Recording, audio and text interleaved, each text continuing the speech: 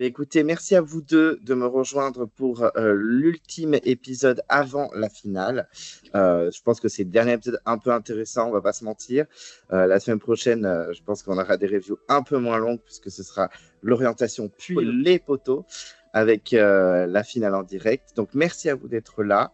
On va se lancer directement dans l'épisode parce qu'il est déjà tard et qu'on n'a pas envie de se coucher à 4h du mat. Et ça commence comme d'habitude avec un passage que j'aime beaucoup. On n'a pas eu celui de la personne éliminée à l'épreuve, ça m'a énervé, on en parlera juste après. Mais l'arrivée du jury, du dernier éliminé, c'est-à-dire Cassandre, qui arrive au jury final, puisqu'elle est éliminée pour une deuxième fois, après avoir été éliminée en binôme avec Maxime. Et effectivement, on a quand même le jury qui pense à forcément Hugo ou Cassandre, puisque c'est les deux candidats, on va dire, les plus forts de la stratégie minoritaire. Bon, Cécile, en plus, elle s'entend bien avec les filles et c'est pas une menace sur les épreuves, donc c'est pas surprenant, la dernière menacée. Et effectivement, Cassandre arrive, personne n'est surpris. Elle a quand même, je trouve, un plutôt bon accueil, donc ça fait plaisir. Bon, en même temps, Cassandre, même si elle était dans la minorité, elle était quand même plutôt solaire. Je pense qu'elle était plutôt appréciée par les candidats, soit les jaunes ou les rouges. Et c'est vrai que, bon, même si elle est éliminée, elle est un peu déçue forcément, mais elle est heureuse d'avoir rendu la pièce à Gustin, parce qu'effectivement, il l'avait bien trahi. Il avait trahi. En tout cas, il lui avait fait croire qu'il avait essayé de la sauver alors qu'il était bien au courant qu'elle sortait. Donc, elle a rendu la monnaie de sa pièce tranquillement. Il y a table rase, donc c'est vrai qu'elle dit la phrase voilà, maintenant on est revenu à zéro, donc je pense qu'elle ne va pas lui en mettre plein la tête. Elle s'est vengée pour elle, ils repartent à zéro. Elle raconte un peu ce qui s'est passé. C'est vrai que les gens sont plutôt choqués de ce qui s'est passé. Les gens sont plutôt contents pour Jacques aussi, qui a gagné l'immunité. J'ai trouvé ça plutôt cool, parce que c'est vrai que Jacques, il attendait sa victoire, il l'a enfin eu. Et voilà, elle est quand même applaudie, elle est contente de son parcours, donc une arrivée plutôt cool. Même Fabrice, il est très content de ces jeunes, il est très fier de ces jeunes puisqu'ils sont restés soudés. Et Maxime remet l'erreur de Gustin sur le plateau. J'ai trouvé ça plutôt cool qu'il en reparle, puisque même si Maxime a fait aussi des erreurs, hein, très clairement, c'est un peu à cause de lui que les rouges on sont là parce que c'est vrai qu'il n'a pas retourné le game au moment des binômes, il aurait pu sortir le collier. Mais Gustin aussi, il est pour quelque chose puisqu'il a trahi les jeunes. Mais Gustin, c'est Gustin, on n'est pas choqué non plus. Il n'en a rien à faire. Pour lui, c'est que du blabla. Il est content de ce qu'il a fait. Si c'était à refaire, il ferait pareil. Donc Gustin, fidèle à lui-même. Toujours, même quand Gustin est éliminé, on a toujours des petits passages sur lui qui vont faire parler parce qu'à mon avis, ça a beaucoup parlé sur les réseaux. Moi, j'ai manqué le tout début de l'épisode parce que j'étais en mission biberon. Donc, j'ai pas le tout début de l'arrivée, mais j'ai le moment où Gustin dit non, mais je comprends pas pourquoi il pense que c'est ma faute. Il y avait aucune cohésion des rouges. Et donc, j'ai juste ce moment de déni, mais je comprends même pas comment fonctionne son cerveau. Et je me demande ce qu'il pense en regardant les épisodes maintenant, parce que il doit faire un trouble dissociatif de l'identité, c'est pas possible. Parce que se voir et continuer sur Twitter de dire je suis super content de mon aventure, il n'y a aucun problème de montage, tout est vrai, et être fier de cette image, ça me dépasse. Je comprends même pas comment c'est possible. Ça me questionne sur l'être humain, quoi. Mais soit, j'ai rien à dire. C'est même plus divertissant, je suis dépitée. Mais bon, soit. Ouais, je comprends. Augustin, c'était vraiment une personnalité très étrange à suivre. C'est une arrivée plutôt classique d'une équipe qui se fait totalement détruire post-réunif, en fait. C'est-à-dire que Cassandre, elle pouvait rien faire. Elle a tenté de se défendre comme elle put, donc personne ne pouvait lui reprocher quoi que ce soit.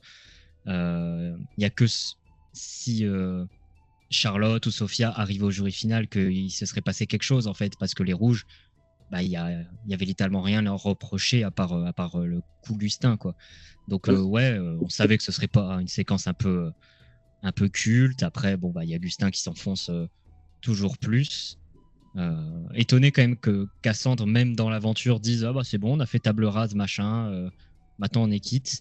Je sais pas, je trouve quand même son comportement bien plus ingrat que ce qu'elle lui a fait subir. Donc elle devait déjà avoir devait déjà y avoir une petite accroche entre les deux pour qu'elles se disent oui, bon, bah, dans le futur, il va sans doute se passer quelque chose entre nous, donc attends, on fait table rase, machin.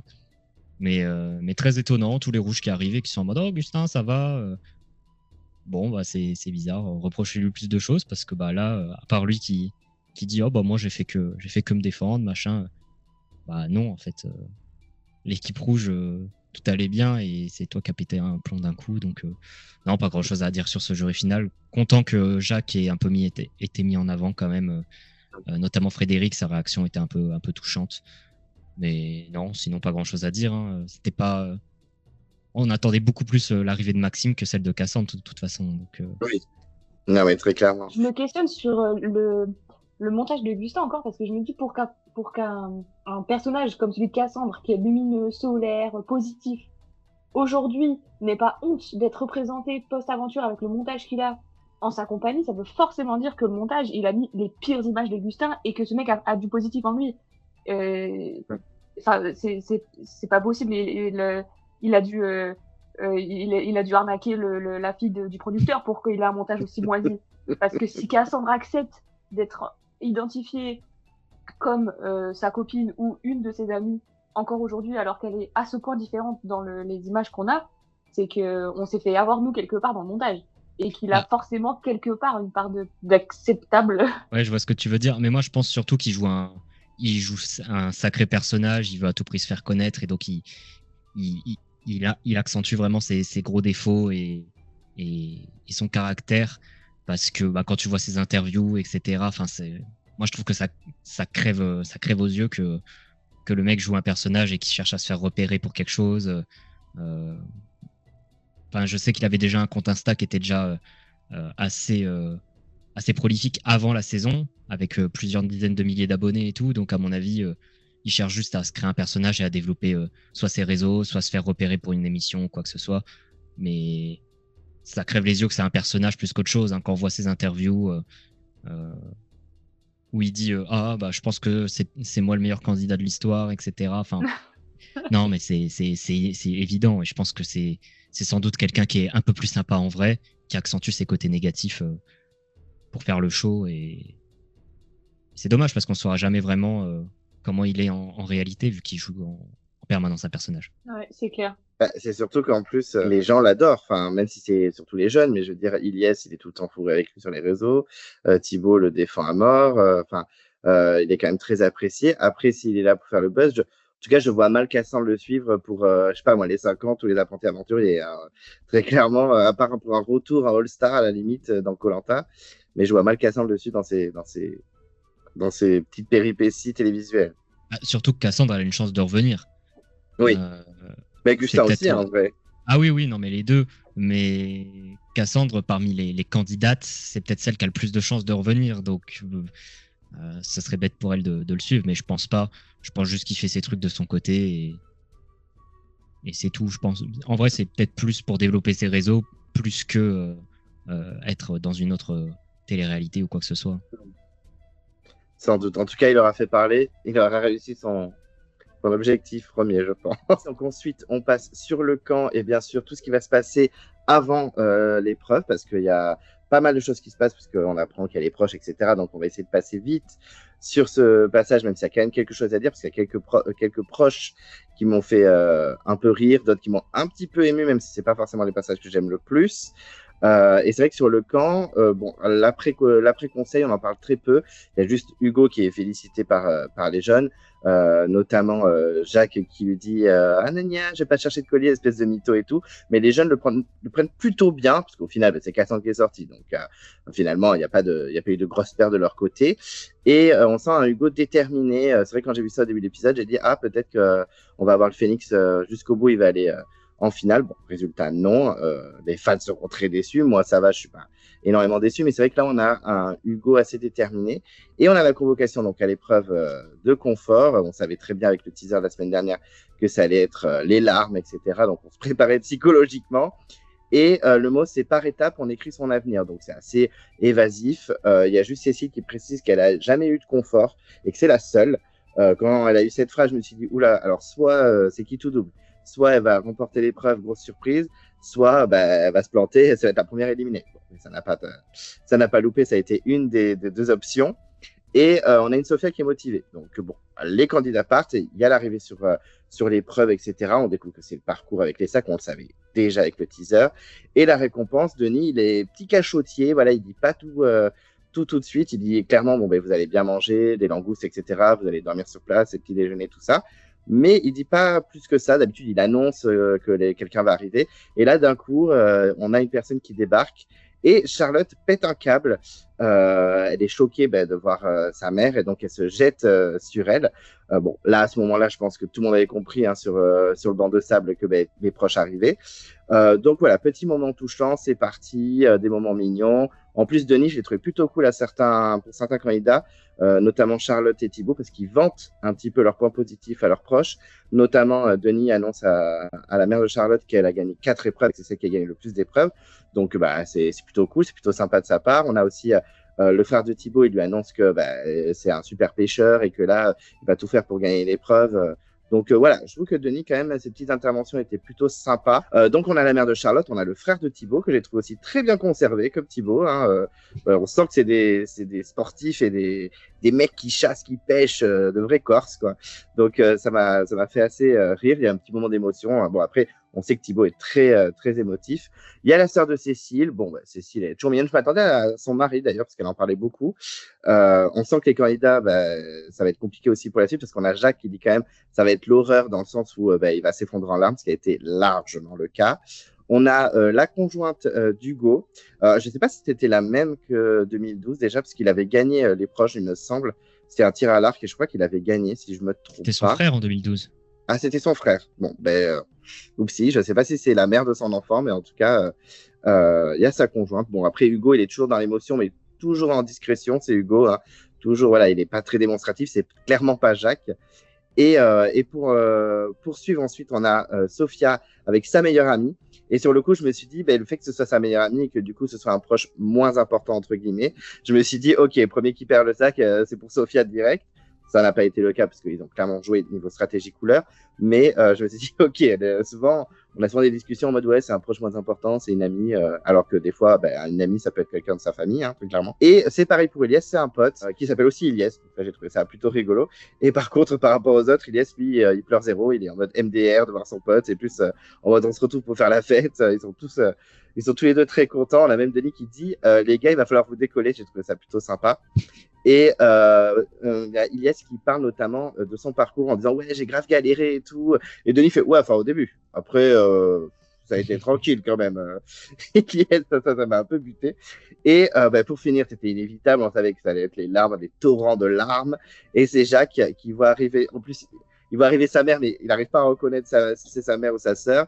Pas très gentil pour sa sœur, hein, très clairement. Je pense que sa sœur va peut-être le prendre mal. Mais voilà, il est tout content. Et la mère de Jacques m'a beaucoup fait rire et en même temps émue. J'ai trouvé qu'elle était à la fois drôle et touchante. C'était vraiment mignon, j'ai trouvé. Avant que l'épreuve commence, on découvre que c'est un parcours en 5 étapes, que les gars ont 5 kilos et les filles 3 kilos. Et ce qui m'agace, je l'ai déjà dit dans des reviews de saison d'avant, c'est que c'est encore le parcours, en fait, ils refont le même parcours avec chaque fois un obstacle en plus, alors que dans les anciennes saisons, si je ne me trompe pas, c'était vraiment d'aller d'un point A à un point B, où vraiment il y avait un parcours des fois dans l'eau, dans machin, dans bidule, je trouvais ça vachement sympa. Plus sympa en tout cas que refaire tous les obstacles, et tout ce qui m'agace, c'est que les proches, du coup, ils assistent à tout. Et en fait, on a l'impression d'être un match amateur avec des supporters qui hurlent.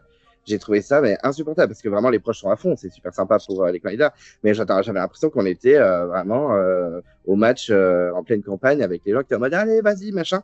Mais j'étais en mode ça enlève un petit peu la tension et la pression qu'il y a dans l'épreuve.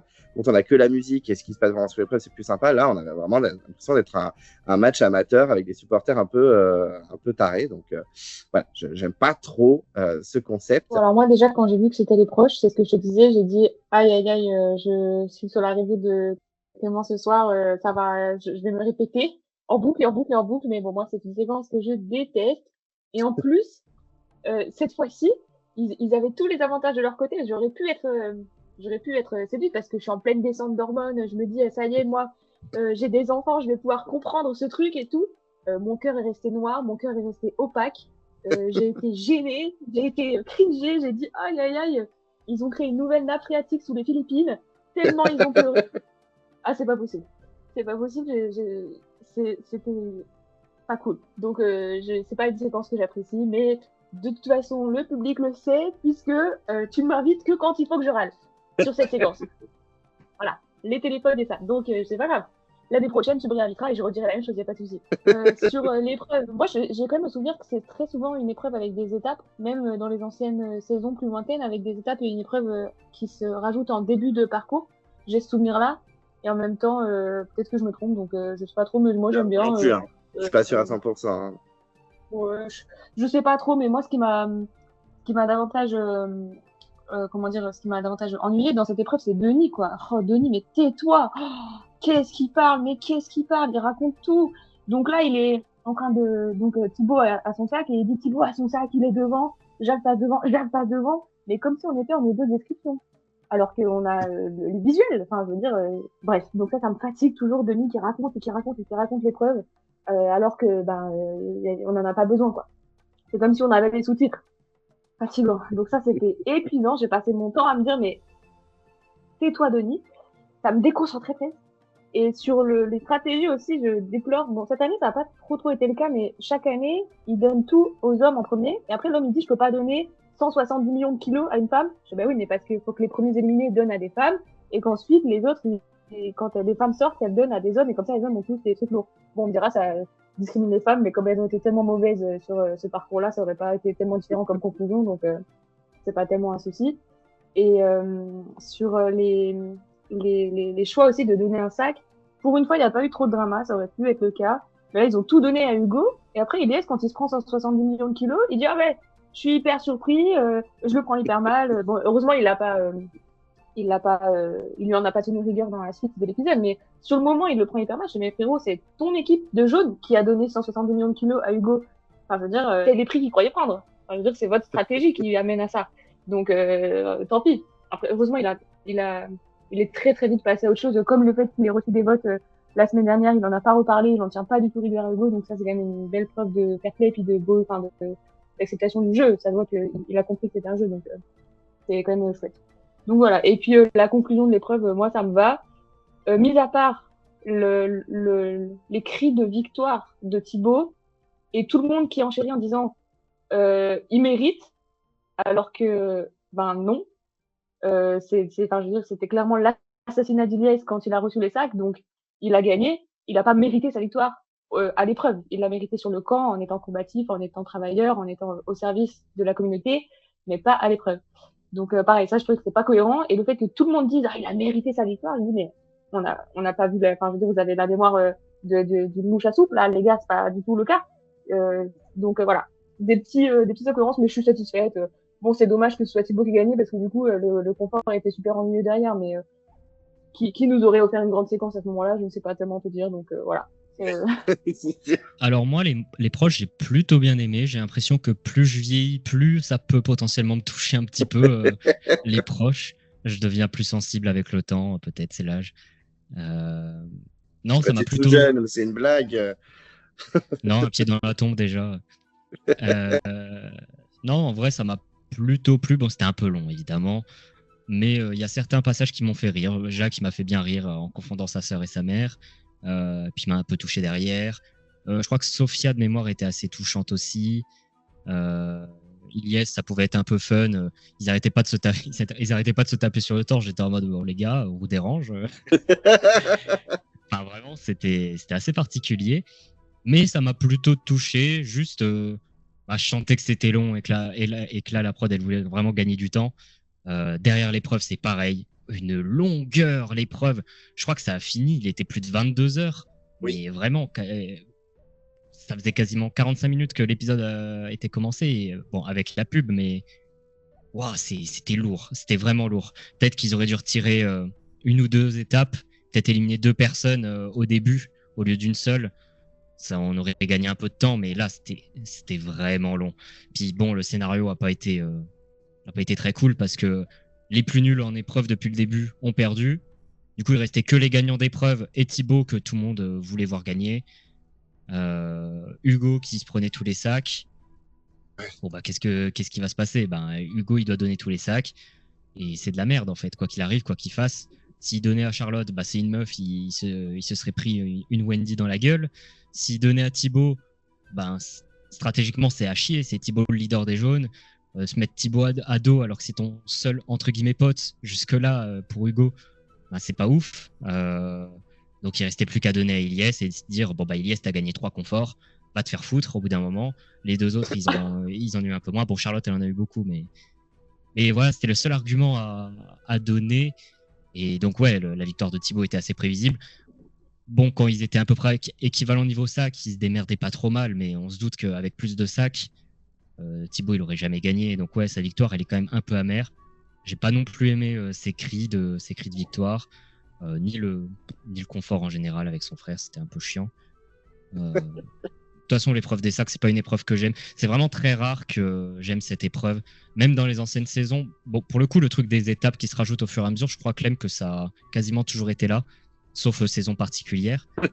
Mais non, mais par exemple, dans Vietnam, Dans Vietnam, c'était différent. Aurélie, elle s'est embrouillée avec avec Laurence, je confonds les deux, oupsie. Quand... C'est pas genre, elles font parcours dans la jungle et tout? Bah, c'était mieux niveau parcours, parce que c'était un vrai parcours où il fallait se balader, etc. Oui. Mais c'était pareil, à chaque fois, c'était de plus en plus long. Je pense qu'il y a des gens dans les commentaires qui le diront, hein, de toute façon.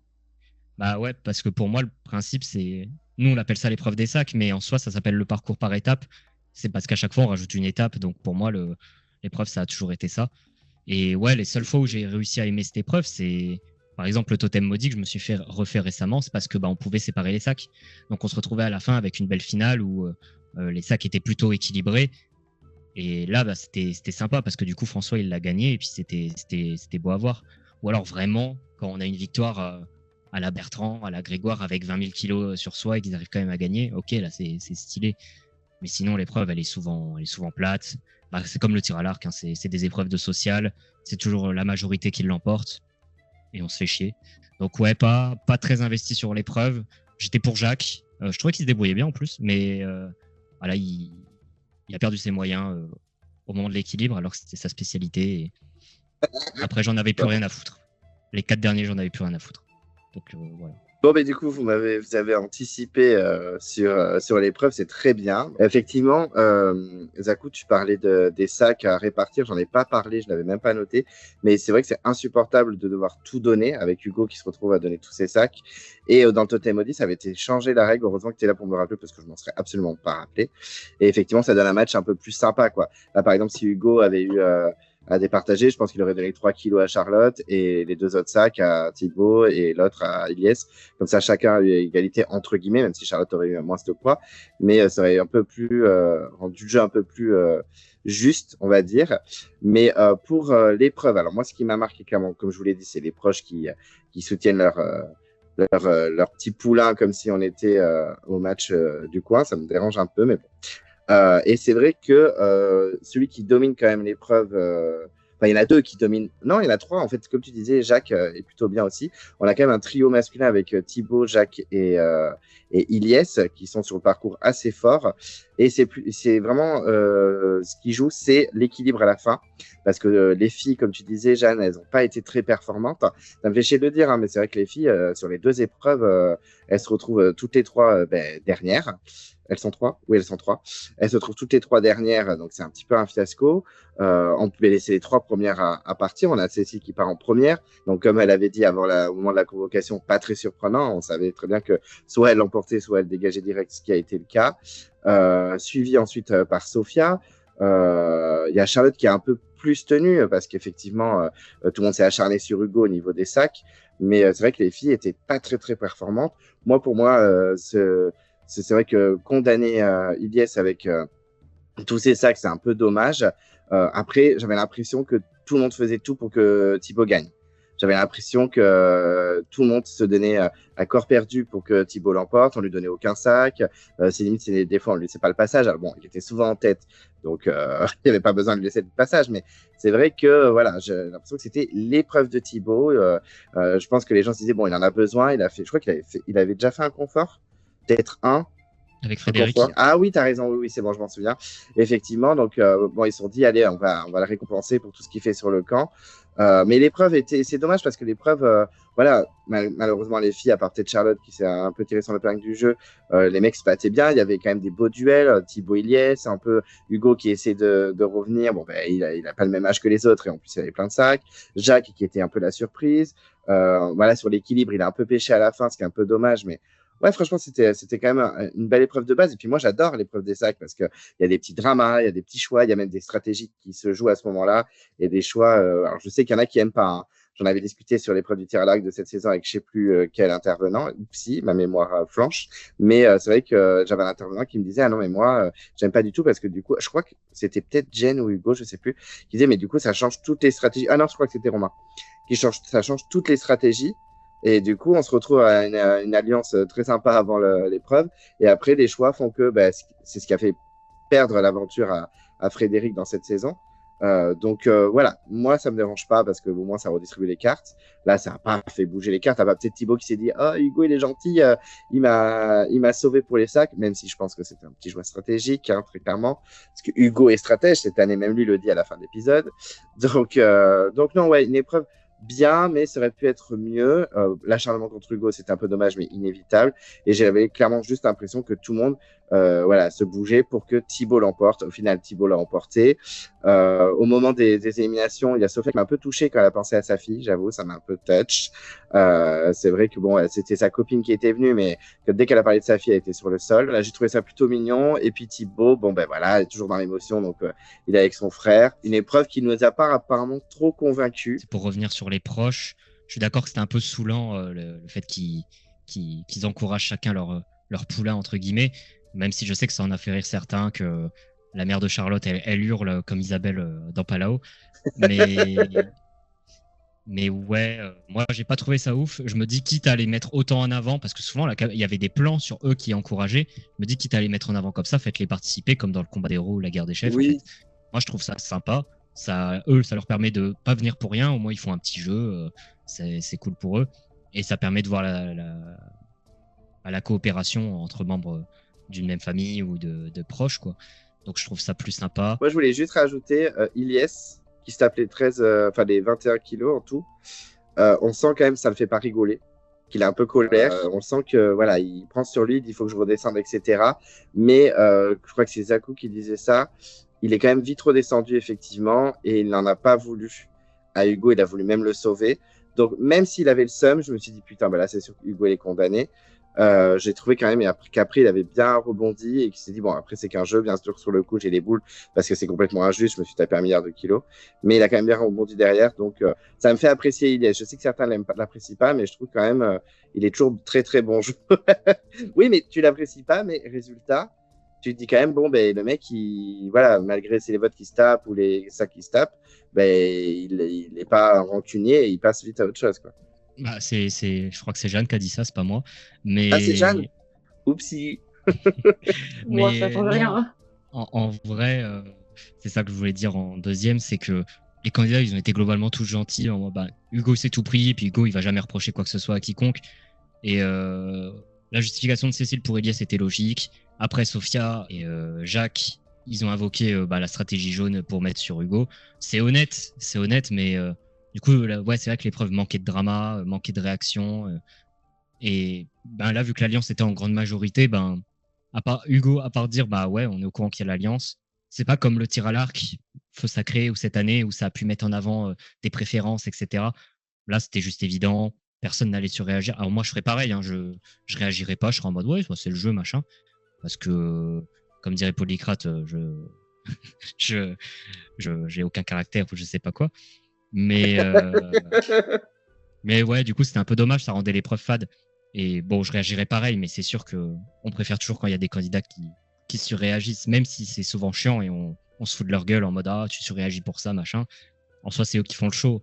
Là, on a eu que des gentils et globalement, la saison, c'est une saison de gentils à part Gustin. Moi, je me questionne si Hugo avait été une femme. Non, enfin, pas forcément Hugo, mais si le dernier rouge avait été une femme, est-ce que tous les jeunes l'auraient surchargé? Ou est-ce qu'il y aurait eu cet argument absolument indémontable féminin de tu ne portes pas de caleçon, donc je te donne mes sacs, tu vois. Il y a un truc comme ça qui aurait pu être invoqué, parce que là, ils ont invoqué la stratégie rouge, mais parce que ça les arrangeait bien qu'Hugo soit un homme fort. Donc en plus de ça, il y avait la raison anatomique. Mais Ils auraient pas mis autant. Bah oui, mais du coup, ils auraient dû se les mettre entre eux, tu vois. Bah Je me ouais. demande s'ils auraient pu recharger une femme derrière. Il y a que Alain et Claude pour charger une seule meuf comme ça à fond. Alain, iconique. Mais non, je pense que les filles auraient peut-être donné, par exemple, imaginons c'est Cécile qui est une warrior, imaginons, et qu'Hugo vire direct. Je pense que les filles auraient peut-être chargé Cécile, et les mecs de leur côté, par contre, ils se seraient chargés entre eux. Ouais, bah j'espère, parce que sinon, c'est bien beau de dire je n'envisage pas du tout de charger, parce que Hugo, c'est l'argument qu'il invoque en disant je ne chargerai pas Charlotte parce que c'est une femme. Petite misérable créature qui ne supporterait pas 21 kilos. Après, elle galérait déjà, Charlotte. Hein. Elle avait 3 kilos, mais elle était souvent loin derrière. Ouais, donc ça. Je pense que ça les arrangeait bien qu'Hugo soit, en plus de ça, un homme fort, parce que ça légitimisait de lui donner les 100% des sacs des ex-jaunes. Oui, je pense que ça les arrangeait bien, oui, effectivement. On va passer à un passage assez court. On est obligé d'y passer, je suis désolé de vous le dire. Le confort, qui était absolument inintéressant, mais qui était très court. Donc ça fait vraiment plaisir. Effectivement, il y a donc Thibaut et son frère qui arrivent au bord de plage avec une tente, très sympa, avec des langoustes et un énorme buffet qui les attend. On sent que les frères s'aiment beaucoup, que c'est un amour fraternel très très fort. On a même son frère qui pleure face caméra tellement qu'il aime son frère. Donc c'est assez joli. Après bon, comme c'est pas ma propre famille, ça ne me touche absolument pas, mais au moins ils s'aiment et ça c'est l'essentiel puisqu'il faut un peu d'amour dans ce monde cruel. Et effectivement, après on n'a rien du tout. On n'a même pas eu le petit déjeuner, rien du tout, alors que je crois que Denis en avait vite fait parler. Donc, il se couche. Et le seul moment un peu intéressant dans le confort, c'est Thibaut qui pense un petit peu aux stratégies, qui dit qu'il aimerait bien sauver Hugo parce qu'il le respecte grave. Il m'a pas mis les sacs, il est trop mignon, je l'adore, c'est un aventurier que j'admire, nanana. Mais en même temps, si je le garde, ça va être chaud pour ma gueule aussi parce qu'il peut être très fort en orientation et sur les poteaux. Et en plus, il peut avoir tous les votes du jury. Donc, effectivement, on a juste cette petite réflexion qui peut nous faire croire qu'Hugo va être safe. Voilà, le montage va un peu jouer sur ça en mode Hugo va être safe. Mais voilà, le confort assez inintéressant. En ce qui me concerne, j'ai perçu les remarques de Thibaut et en général toutes les flatteries vis-à-vis d'Hugo comme une prolapse de sa sortie. Hein. Justement, ils ont fait un bel hommage à Hugo avant qu'il sorte pour confirmer que c'est l'aventurier super fort et ça allait avec son image vraiment de l'aventurier qui aurait dû gagner. Enfin, donc moi j'ai perçu toutes les remarques de tout le monde pendant tout l'épisode comme Hugo va sortir et justement on s'en veut de voter contre lui, mais j'ai tout perçu comme ça, j'ai pas du tout été surprise par la sortie d'Hugo. Et sur le confort, c'est aussi lié au fait que Thibaut bien que Corse n'a finalement pas tellement de caractère, donc fatalement le confort n'est pas très plaisant en termes de divertissement. J'ai quand même noté la remarque de Denis en voix off qui s'amuse à dire un moment qui n'appartiendra qu'à eux. Je pense qu'il a oublié les 2,9 millions de téléspectateurs parce que du coup forcément non. Donc ça c'est Denis encore. Bon voilà quoi. Et sinon oui le confort quoi. On pourrait tu pourrais sample toutes les interventions de tous les intervenants sur tous les conforts et les intervertir. Tu aurais le même résultat à chaque fois. Non, mais clairement. C'est clairement pas le confort le plus passionnant en plus. Donc, il n'y a même pas eu de véritable interaction entre Thibaut et son frère. Parce que comme tu l'as dit tout à l'heure, Denis, juste avant l'épreuve, il a dit tous les faits de tous les candidats. Ah, Thibaut, il a pêché plein de poissons. Charlotte a gagné 4 épreuves. Ilyes aussi, il a gagné plein d'épreuves. Genre, déjà, pourquoi ? Laisse le candidat le raconter aux proches si jamais il remporte l'épreuve, ou alors ne dit rien en fait. C'est trop bizarre cette séquence de Denis qui raconte tout. Pour moi, c'était vraiment du remplissage. Peut-être qu'il le faisait les années précédentes et qu'il le montrait pas, mais là, du coup, ça fait vraiment remplissage. Je trouve ça trop bizarre, sachant que la prod veut vraiment éviter les leaks, les spoils, etc. Là, t'es en train de dévoiler toute l'aventure de chaque candidat devant tout le monde. Enfin, c'est assez particulier. Mais du coup, il y avait rien à dire parce que Thibaut, il est dans une situation avantageuse. Du coup, bah, la stratégie, il peut pas dire je suis en danger, il peut pas dire ok, bon bah là le conseil il va être tendu, machin. Non, le conseil il va pas être tendu. Vous savez déjà que ça va être Cécile ou Hugo en fonction de l'immunité. Donc oui, il y a eu la petite séquence où Thibaut il réfléchit bien, il dit bon bah Hugo est dangereux pour la suite, on va le sortir. Mais c'est juste logique. Et pour moi, c'était la seule séquence à retenir de ce confort, qui, à mon avis, vu le déluge qu'il y a eu derrière, à mon avis, ils sont pas restés sur cette petite île, ils sont allés se réfugier ailleurs. Parce que C'est ça fort, m'étonnerait c'est- que c'est le petit drap qui protège au-dessus de leur lit qui les a protégés. C'est pour ça qu'à mon avis, ils ont rien montré, c'est qu'ils se sont vite barrés de l'île et ils sont allés ailleurs, dans un hôtel ou je sais pas quoi. Parce que on n'a rien vu, on n'a pas vu le lendemain, etc. C'est parce qu'à oui. mon avis, ils ont passé la nuit ailleurs. Bah, ils auraient pu couper au montage Denis qui dit petit déjeuner et tout. Enfin bon. Anyway, on parlait du confort, effectivement, tout va bien pour Thibaut et son frère. Mais sur le camp, c'est le gros bordel. Alors déjà, quand ils retournent sur le camp, les candidats sont épuisés par l'épreuve parce qu'elle a l'air très très physique malgré tout. Ils doivent refaire tout le temps le même parcours, etc. Et en plus, ils sont un peu déboussolés d'avoir vu leurs proches, tristes de pas forcément vivre le confort. En plus, ça peut avoir des effets positifs, mais comme négatifs. On va le voir effectivement avec Sophia. Les proches, ça perturbe toujours un peu. On a Jacques qui parle de sa maman. Jacques qui est encore montré de façon assez positive. Hein. Moi, franchement, on va en parler à la fin de la review des Winner Pick, mais Jacques, il n'est pas encore tout à fait éliminable sur cette liste. Donc, je trouve qu'il est quand même assez bien montré. Il y a beaucoup de gens aussi qui font l'éloge de Thibaut alors qu'il est au confort avec son frère, notamment Sophia, hein, qui a l'air très très proche de Thibaut. On a Hugo et Elias qui sont allés pêcher. C'est à ce moment-là qu'on voit que Hugo et Elias ne sont pas du tout en froid suite au choix pendant l'épreuve, parce qu'on aurait pu croire qu'Ilias était vénère, mais pas du tout. Ilias est fier, il reprend du poil de la bête, voilà, tout va bien, jusqu'au moment où la pluie va s'inviter.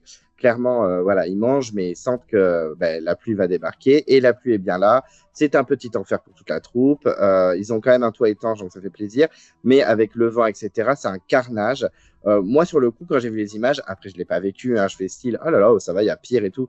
Alors, je suis sur mon canapé tranquillement en train de prendre mes petites notes. Mais effectivement, on a connu pire dans Koh-Lanta niveau tempête, typhon et compagnie. Donc, je me dis, ça va, vous ne plaignez pas, il y a pire. Mais bon, c'est quand même bien chiant. Même le lendemain sur le camp, c'est toujours grise mine, puisqu'il y a Jacques qui dit que c'était sa pire nuit, qu'il est complètement à bout.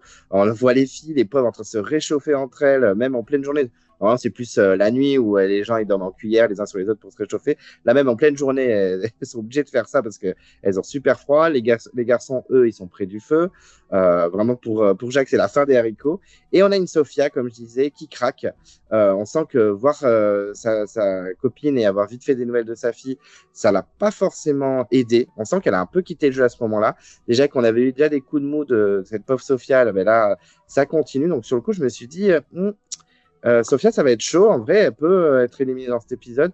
On sent que le moral n'y est plus du tout. En plus, ils accentuent vachement ça au montage. Comme toi, Jeanne, tu voyais bien qu'ils accentuaient le côté positif d'Hugo pour qu'il ait une belle fin. Moi, à ce moment-là, je me suis dit, Sophia, je pense qu'elle peut largement partir de l'épisode parce que là, on la voit vraiment à bout. On la voit en mode en train un peu de lâcher l'affaire. Je pense que le fait d'avoir ses proches, ça l'a achevé. Alors qu'Hugo, il est sur le camp. Il est très présent malgré tout, malgré le fait qu'il soit en infériorité. On a même Jacques qui fait plein d'éloges, donc tu vois le montage toujours positif sur Hugo. On a Thibaut qui revient, alors vraiment le confort, c'est à ce moment-là que je me dis, ok, on n'a même pas vu le petit déjeuner, donc je pense que ta supposition, enfin ton scénario, Zakou, doit être ça. Je pense que en fait, la pluie, ça a été un carnage aussi sur leur petite île, et du coup, ils n'ont pas pu filmer la suite. Et ce qui choque surtout Thibaut en arrivant, c'est la tête de ses camarades qui sont atterrés, qui sont au bout de leur vie. Il dit même, on dirait l'île maudite.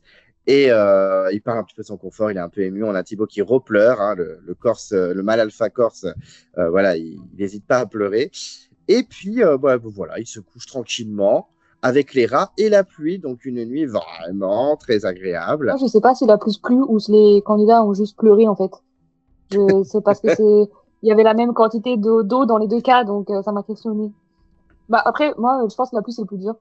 Et là, c'était quand même, on a vu des plus grosses tempêtes, mais ça restait une grosse tempête. Faut pas la minimiser. Elle était quand même bien, bien costaud. Je pense que d'habitude, les tempêtes sont plus grosses, mais plus courtes. Là, elle a duré quand même plus de 24 heures parce que toute la deuxième journée, ils étaient sous l'eau. Et je pense que ça, pour le moral, C'est mental breakdown direct. Je pense que là, tu rage quitte.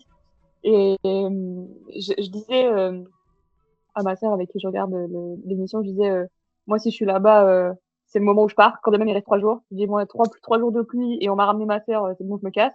Et après, elle m'a répondu que je serais partie au premier conseil déjà, donc coup dur. Donc voilà. Mais je comprends, moi, Sophia qui craque. Ça m'a pas étonné qu'elle sorte après, parce que, enfin, quand elle dit à un moment donné, je me pose la question de qu'est-ce qu'on fout là. J'ai dit, ben oui, tout le monde se pose cette question. Qu'est-ce que vous foutez là? Pourquoi vous faites ça? Pourquoi vous infligez ça? Donc je pense que c'est le plus dur. Et oui, alors après Thibaut qui revient, je pense qu'ils l'ont montré juste pour pas faire un faux rapport avec la suite, hein, parce que franchement, ça n'a rien apporté. C'était 10 secondes qui ont juste dit coucou, Thibaut revient, voilà, fin de l'histoire.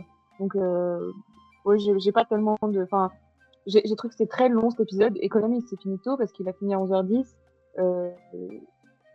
Tout ça, on aurait pu supprimer en fait. Il suffisait un petit fond noir avec marqué il pleut et on avait les mêmes infos. Donc, c'est dommage. Non, je suis assez d'accord. Déjà, la semaine dernière, je trouvais qu'il y avait eu un ventre mou dans l'épisode. J'en avais parlé avec mes petits camarades. Et là, je trouve que c'est pareil. Il y a beaucoup de moments vides, en fait.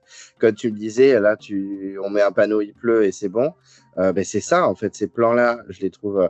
même s'il y a des petites phrases rigolotes où on voit Sophia, effectivement, qu'elle est sur la fin, qu'elle peut potentiellement sortir, mais pas très intéressant. Le confort, il est bâclé. Bon, suite au temps, peut-être, mais rien d'intéressant. Les proches, c'est tiré dans tous les sens pour essayer de remplir l'épisode.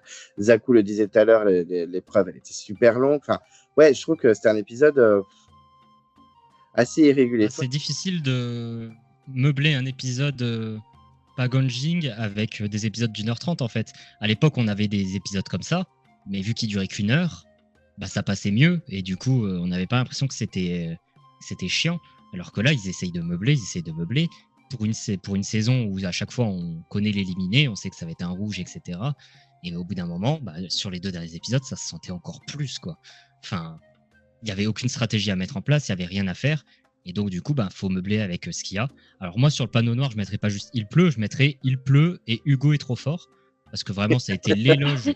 Ça a été vraiment l'éloge d'Hugo pendant 10 minutes. Et ouais, comme tu l'as dit, Jeanne, ça a amorcé direct l'élimination d'Hugo. J'écrivais à Anthony, à qui je passe le bonjour en même temps, et je lui disais non mais attends, on voit trop Hugo, c'est sûr que c'est lui qui part. Il y a même pas de suspense en fait. C'est la prod qui fait un montage pour juste qu'on soit déçu à la fin et qu'au conseil on soit choqué. Que la prod nous mette en avant tous les candidats qui disent oh, Hugo il est beau, Hugo il est trop fort, etc. pour nous faire douter de son élimination et qu'à la fin on soit triste. Mais en vrai, on n'a pas vu Cécile, donc comment Cécile pourrait être éliminée? On l'a pas vu de l'épisode, à part sur le confort, très vite fait, où elle dit oh j'aimerais pas être dernière, t'es dernière. Mais c'est tout en fait. Donc cette journée de Kael était nul à chier, il a fait que pleuvoir. D'ailleurs, je me fais la réflexion de si la pluie n'a pas été difficile parce qu'ils n'ont pas eu beaucoup de pluie jusqu'ici. Parce que vraiment, j'ai pas souvenir d'épisode de pluie cette saison. À part peut-être les premiers jours où j'ai peut-être ma mémoire qui flanche un peu, mais je crois que c'est une saison où il y a eu quasiment aucune pluie. Et ça m'avait traversé l'esprit il y a quelques semaines. Ils l'ont dit que c'était la première pluie ou. Ouais, ils l'ont dit. Jusqu'à maintenant, on n'avait pas eu à trop subir ça. Et je sais plus, je me demande si c'est pas Jacques qui le dit ou Hugo. C'est Hugo qui a dû dire on a été assez préservé et puis que maintenant il faut être prêt. Et ils espéraient que ça tombe pas parce que justement ils voulaient pas avoir à affronter ça. Je crois que Jacques a ensuite dit c'est la pluie qui me fait le plus peur. Ils ont dû avoir une petite averse à un moment, mais ça devait être leur première grosse pluie. Alors que normalement, dans les saisons de Kael, ils subissent ça tous les 3 jours, en fait.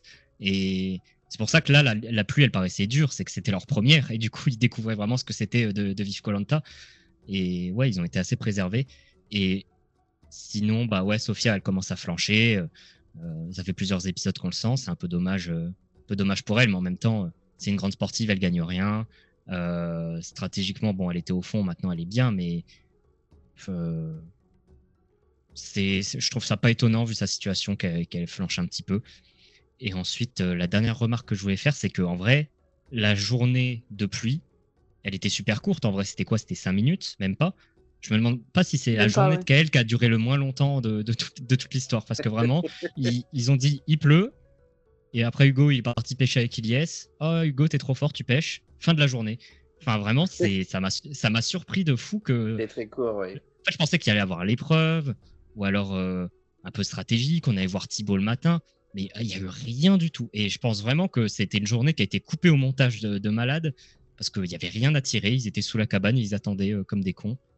Et peut-être que justement avec la pluie, ils n'ont pas pu faire l'épreuve alors qu'elle était prévue à ce moment-là ou quoi. Peut-être. Je sais pas, mais en tout cas, c'était très très particulière comme journée. Et particulière désagréablement, hein, pas agréablement. Oui, je suis assez d'accord. La journée était hyper courte. Mais moi, quand j'ai dit, ah d'accord, c'est déjà le soir, effectivement, c'était assez court. Pour la pluie, je suis assez d'accord. Je trouve qu'ils n'ont pas eu trop de pluie. Alors que, par exemple, dans Les Armes Secrètes ou Le Totem Maudit, c'était un enfer. Il y a eu des épisodes où ils étaient sous l'eau, c'était un carnage. Ouais, surtout pendant les épreuves. Hein. Pendant les épreuves Totem Maudit, Armes Secrètes, il pleuvait à saut, mais tout le temps. C'est pas les mêmes saisons. Hein. Ils ont de la chance. Se souvient effectivement de Gabin et Aurélien en train de quand ils faisaient les deux colosses là sous la flotte. Ouais, effectivement. Mais et pour Hugo, oui, je pense que en fait nous on l'a capté assez vite que Hugo était menacé et en fait tu disais un truc qui m'a moi c'est pas forcément le montage d'Hugo positif qui m'a fait dire bon ok il va sortir, c'est fait que Cécile comme tu l'as dit Zakou, on la voit pas du tout dans l'épisode, même dans le conseil elle va rien dire du tout et effectivement je pense qu'ils ont voulu un petit peu tromper le spectateur lambda, mais nous, enfin, on connaît un petit peu les rouages. Voilà, on est à fond. Je parle même pas de Jeanne qui connaît quelques backstage. Donc forcément, oui, il n'y avait pas un gros suspense non plus, mais je pense qu'ils ont voulu un peu tromper les spectateurs, c'est ce qui n'a pas été très efficace. Et pour Sophia, ben oui, moi je suis un peu triste en vrai qu'elle soit partie. On va parler d'épreuves juste après, mais c'est vrai qu'avec ce genre de montage, il y avait très peu d'espoir. Comme tu l'as dit, elle était pas très performante dans les épreuves. Je pense qu'elle a miné énormément. Denis, en plus, il soulignait bien après chaque épreuve. Ah, vous êtes vexé, hein, vous êtes vexé. Vous qui êtes une grosse sportive. Voilà, elle gagnait aucune épreuve malheureusement. C'est la seule Après, qui a rien gagné. C'est bah la seule oui. qui n'a pas gagné d'épreuve. Même franchement, Charlotte, avant la réunification, tu disais pas, ça va être une challenge beast de la saison. Et en fait, elle a gagné 4. Même Jacques, qui est un peu perché, on s'est dit, bon, mais il performe pas. Et finalement, il a eu l'immunité la semaine dernière. Ilyes, il a fait des masterclass. Enfin, voilà, c'est vrai que Sophia, ça a été dur pour elle. Par contre, ce qui est dommage, c'est qu'en stratégie, elle a quand même fait quelques coups. On l'a dit et redit, mais voilà, elle a fait sortir Frédéric. Elle a prévenu les rouges pour Cassandre.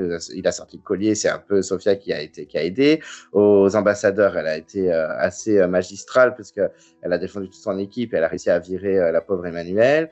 Enfin voilà, je trouve que quand même stratégiquement, elle était là. Et puis là, elle a été en perte de vitesse. Et je pense que épreuve qui est encore perdue et le proche qui vient achever, la pluie, ça n'a pas aidé. Je pense qu'elle avait démissionné à ce moment-là et que c'était terminé pour elle, malheureusement. Ce qui est dommage parce que c'était une de mes jeunes préférées. Donc, je suis un peu triste, j'avoue. En même temps, le niveau. Ah, ok. Moi, j'aime bien Ilyes, Jacques, ça va. Bon, en tout cas, on passe à l'épreuve. Épreuve qu'on avait vue déjà dans Les Chasseurs d'immunité, donc il n'y a pas si longtemps que ça. Et c'était ma petite queen de Léa qui avait gagné. Clément, je te coupe parce que j'ai quelque chose à dire moi sur la séquence juste avant l'épreuve, parce que j'avais une vraie question et je voulais avoir votre avis dessus. Oui, vas-y. On est d'accord que la séquence juste avant, quand ils découvrent le papier dans la bouteille, là, on est d'accord qu'ils sont 7. Et ils sont tous comme des oufs à dire c'est la dernière épreuve, c'est la dernière épreuve. Oui, je voulais en parler donc, aussi. Ils savent à ce moment-là, enfin, sauf s'ils ne savent pas compter, mais en France, les chiffres de 1 à 10, c'est au CP, et en Belgique, pour Charlotte, je ne sais pas où c'est, mais c'est probablement pas trop loin non plus. C'est le 2 peut-être. Pourquoi est-ce qu'ils évoquent pas le fait que c'est éliminatoire et qu'ils le savent? Et pourquoi, encore plus, quand Denis leur annonce, ils font les choquer en mode oh, je suis harassée de surprise. Alors que, enfin, je veux dire, c'est numérique. S'ils savent que c'est la dernière et qu'en plus ils en rajoutent, c'est la dernière, le gagnant, il va avoir une place à l'orientation, le gagnant, il est finaliste, blablabla, ils le disent tous, à un moment donné, ils le disent tous.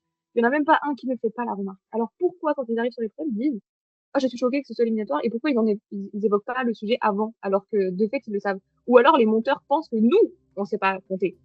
Mais il y a forcément quelqu'un qui fait erreur dans la question. C'est vrai ce que je dis, on est d'accord, il y a eu un problème de cohérence là. Mais je pense qu'ils ont un peu fait les acteurs parce que j'ai noté ok, ils sont choqués, mais ils sont pas non plus en mode oh my god, quoi. Ils ont fait les gens ah, mais d'habitude, ils sont vraiment à bout. Tu vois, Denis pose plein de questions. Là, vraiment, c'était en mode ah, oh, ok. Enfin, tu vois, j'ai trouvé ça limite mal joué. Tu vois, je l'ai même noté en mode ouais, ils sont surpris, mais en vrai, effectivement, puisque la semaine dernière, il l'a redit, c'est votre avant-dernier conseil, c'est votre avant-dernière épreuve d'immunité. Donc, clairement, oui, oui, en plus, j'allais en parler. Donc, tu fais bien de mettre ça sur la table. Et comme Zakou l'a dit, il allait en parler aussi. Oui, c'est pas du tout cohérent. Et pour moi, il y a eu un peu d'acting en mode Bruno qui trouve le collier dans le Johor, en mode oh, si, j'ai trouvé le collier. Il y a un peu d'acting, je pense. Mais il y a plein d'indices. Hein. Quand Ilyes il trouve la bouteille avec l'épreuve de confort, je sais plus ce qu'il y a écrit dans le mot, mais il note un mot. Concentration et patience pour atteindre le firmament. Bah, je crois qu'il dit oh là là, ça pue, machin, parce qu'à mon avis, il s'attendait à ce que ce soit l'épreuve éliminatoire. Un moment, Charlotte, elle fait une facecam, elle dit alors là, cette épreuve, elle est importante parce que. Et tu sens qu'elle a pas fini sa phrase et elle est coupée parce qu'elle dit bon, c'est la dernière immunité, donc ça nous permet d'atteindre l'orientation. Elle a pas fini sa phrase et elle est coupée. Mais parce qu'à mon avis, elle dit, et parce que je me doute que c'est éliminatoire. À mon avis, elle finissait sa phrase comme ça et ça a été coupé. Et ça m'a choqué. J'étais en mode, mais attendez, elle a pas fini sa phrase. Et vraiment, il y a une facecam de Charlotte où vraiment, je suis sûr qu'elle dit, bah, c'est une épreuve éliminatoire et que ça a été coupé parce que la prod veut pas. On voit que les candidats ont prévu le scénario, en fait. C'est comme les binômes. On voit jamais les candidats dire, ah bah, le prochain épisode, c'est sans doute les binômes, donc faudrait faire ça, faudrait faire ci. Alors qu'ils le savent, les candidats, quand Denis dit c'est les binômes, personne n'est surpris. À l'époque, il y avait des réactions quand c'était Malaisie, les premières saisons où il y avait les binômes, oui. etc. Aujourd'hui, il n'y a plus de réactions. Ou alors, à la limite, quand ils sont 12, ils disent ah, les binômes maintenant, étonnant, machin. Dans la guerre des chefs, par exemple. Mais là, quand ils sont 10, ils savent que c'est les binômes pertinemment. Et la prod coupe ça au montage. Et je ne comprends pas pourquoi, parce que moi, je trouve ça hyper intéressant des candidats qui se disent ok, donc là, ça va être les binômes, ça va être un moment. Avant que ce soit révélé, ouais. En se disant bon, bah, prochain épisode, c'est les binômes, donc ça va être dangereux, etc. Voir des candidats essayer de prédire le jeu, je trouve ça hyper cool. Mais la prod veut pas, parce que la prod veut pas que les candidats soient plus malins qu'eux. Et quand ils le sont, elle le cache. Et je trouve ça complètement con. Et ça m'a trop saoulé là, parce que vraiment, c'était évident que tout le monde savait qu'il y avait une épreuve éliminatoire. Il y a eu trop d'indices. Je suis tout à fait d'accord. Hein. Et c'est une honte en vrai, je trouve que la prod réagisse comme ça. Bah, d'ailleurs, la phrase, Charlotte, elle dit c'est une épreuve qui va avoir une grosse conséquence. Oui. Donc ça veut tout dire. Effectivement, elle a très bien compris que ben voilà, il y avait. Mais je crois qu'elle est coupée. Hein. Je crois qu'elle prend son souffle pour dire autre chose et puis ben coupé. Oh, ils sont sur l'épreuve. Oh là là, épreuve éliminatoire. Prenez pas, ne nous prenez pas pour des lapins de 6 semaines en fait. Ça, c'est surtout qu'on est pris pour des cons. Ouais, clairement, mais clairement. Et pour moi, c'était un peu de l'acting. Hein. Enfin, après, ça se trouve, ils n'ont pas dit, allez, action, vous faites la surprise. Mais ils ont fait, ah, ok, mais je ne les ai pas trouvés sur le sol, quoi. Ils étaient un peu surpris, mais par rapport à certaines saisons. En même temps, si tu as Denis qui arrive et qui dit, ah, vous êtes surpris, et qu'il y a quelqu'un qui dit, bah non, en fait, ça fait 3 semaines qu'on l'a prévu. Enfin, tu vois, la prod passerait totalement pour des demeurés, donc du coup. Mais après. Moi, je trouve que c'est une bonne chose parce que ça force la prod à se remettre en question. Des candidats qui disent bah oui, en fait, on était au courant. Ça leur force à un peu renouveler le schéma qui est tout le temps le même. Les épreuves éliminatoires à la toute fin, les binômes toujours au même moment. Faut changer ça. En fait, ça fait 1000 saisons qu'on a ça. Le feu sacré, c'était un peu mieux parce que le schéma changeait un petit peu. Mais en ce moment, depuis l'île des héros, c'est tout le temps le même schéma et c'est casse-couille en fait. Je suis assez d'accord, oui. Mais en tout cas, l'épreuve, donc c'est une épreuve qu'on connaît, donc on avait vu dans les chasseurs d'immunité, puisqu'effectivement, c'est l'épreuve que Léa avait remportée. Et il me semble qu'elle était éliminatoire, celle-ci aussi, dans les chasseurs. Mais c'était pas pour un vote en plus, tout simplement. Ah, peut-être que tu as raison, c'était un vote en plus. Ouais, parce qu'il n'y avait pas d'épreuve éliminatoire à part Océane. Ah oui, tu as raison. Bon, ben j'ai vraiment ma mémoire, c'est une catastrophe sur les épreuves. Bon, en tout cas, cette épreuve, on la connaît. Voilà, faut refaire les trucs exactement comme le modèle. Bon, pas une grosse surprise. Je voulais juste avant de parler de l'épreuve, de ce que j'en ai pensé. Vous, est-ce que vous aimez bien cette épreuve? Et quelle est pour vous la meilleure technique à se poser la question? La meilleure technique à adopter, c'est-à-dire faire un par un ou en mémoriser plusieurs, quitte à se mélanger les pinceaux. Moi, je l'adore cette épreuve, j'aimerais beaucoup la faire. En ce qui me concerne, je pense que pour comment dire ça, pour l'humain moyen, enfin pour le français moyen, je pense que la stratégie la plus efficace, c'est de faire un par un en vitesse, à mon avis. Mais moi, en ce qui me concerne, je pense que je m'amuserais à le faire, à faire un aller-retour, bien tout retenir et tout. Enfin, moi, j'ai fait des études de lettres, je connais le corbeau et le renard par cœur. Donc, c'est mon délire de retenir des lignes de trucs qui n'ont aucun sens et qui serviront à rien dans la vie, en plus, forcément. Donc, oui, moi, je pense que, personnellement, je retiendrai tout en un aller-retour, du coup, et je le tenterai en une fois. Mais je pense que la stratégie la plus efficace, c'est quand même de le tenter à la vitesse, à mon avis. J'en prendrai 3 parce qu'il y a 6 plaquettes. Donc, tu essayes de retenir les 3 Non, du il y en a bas. 8. Ah oui, sur le truc, Oui, il y sur en le avait plateau, 6. tu veux dire? Il y en avait 6 plus 2 inutiles. Donc, à mettre, il y en avait que 6. Donc, pour moi, tu retiens les 3 du bas, ce qui te fait 6 paires à retenir. Donc, c'est un numéro de téléphone, donc ça va. Et après, tu retiens les 6 du haut et c'est tranquille en vrai. Retenir 3 paires, c'est pas facile. C'est facile, ça va être par exemple 3-1, 2-0 et 2-2. Et après, ça se retient facilement. Donc pour moi, en un aller-retour minimum, t'as tout retenu normalement. Après, c'est quand tu recherches que. Ouais, si je peux quand même amener une nuance. Du coup, moi, habituellement, j'ai plutôt une bonne mémoire. Mais pour avoir expérimenté ces derniers jours-là, le manque de sommeil, le cruel manque de sommeil, voire l'absence de sommeil, dans un cas un peu similaire aux candidats qui n'ont pas dormi depuis 2 nuits là, à cause de la pluie, moi là, aujourd'hui, on me fait faire cette épreuve avec le manque de lucidité que j'ai à cause du manque de sommeil, je suis pas persuadée d'y arriver en une fois. D'où mais c'est sûr. Ouais, d'où C'est mon sûr, avis mais de après, le faire à la vitesse. Mais même en 2 fois, je pense que on manque de lucidité quand on est dans leur état, avec le stress de l'élimination plus le manque de lucidité lié au manque de sommeil, ça fait une concentration vraiment vacillante.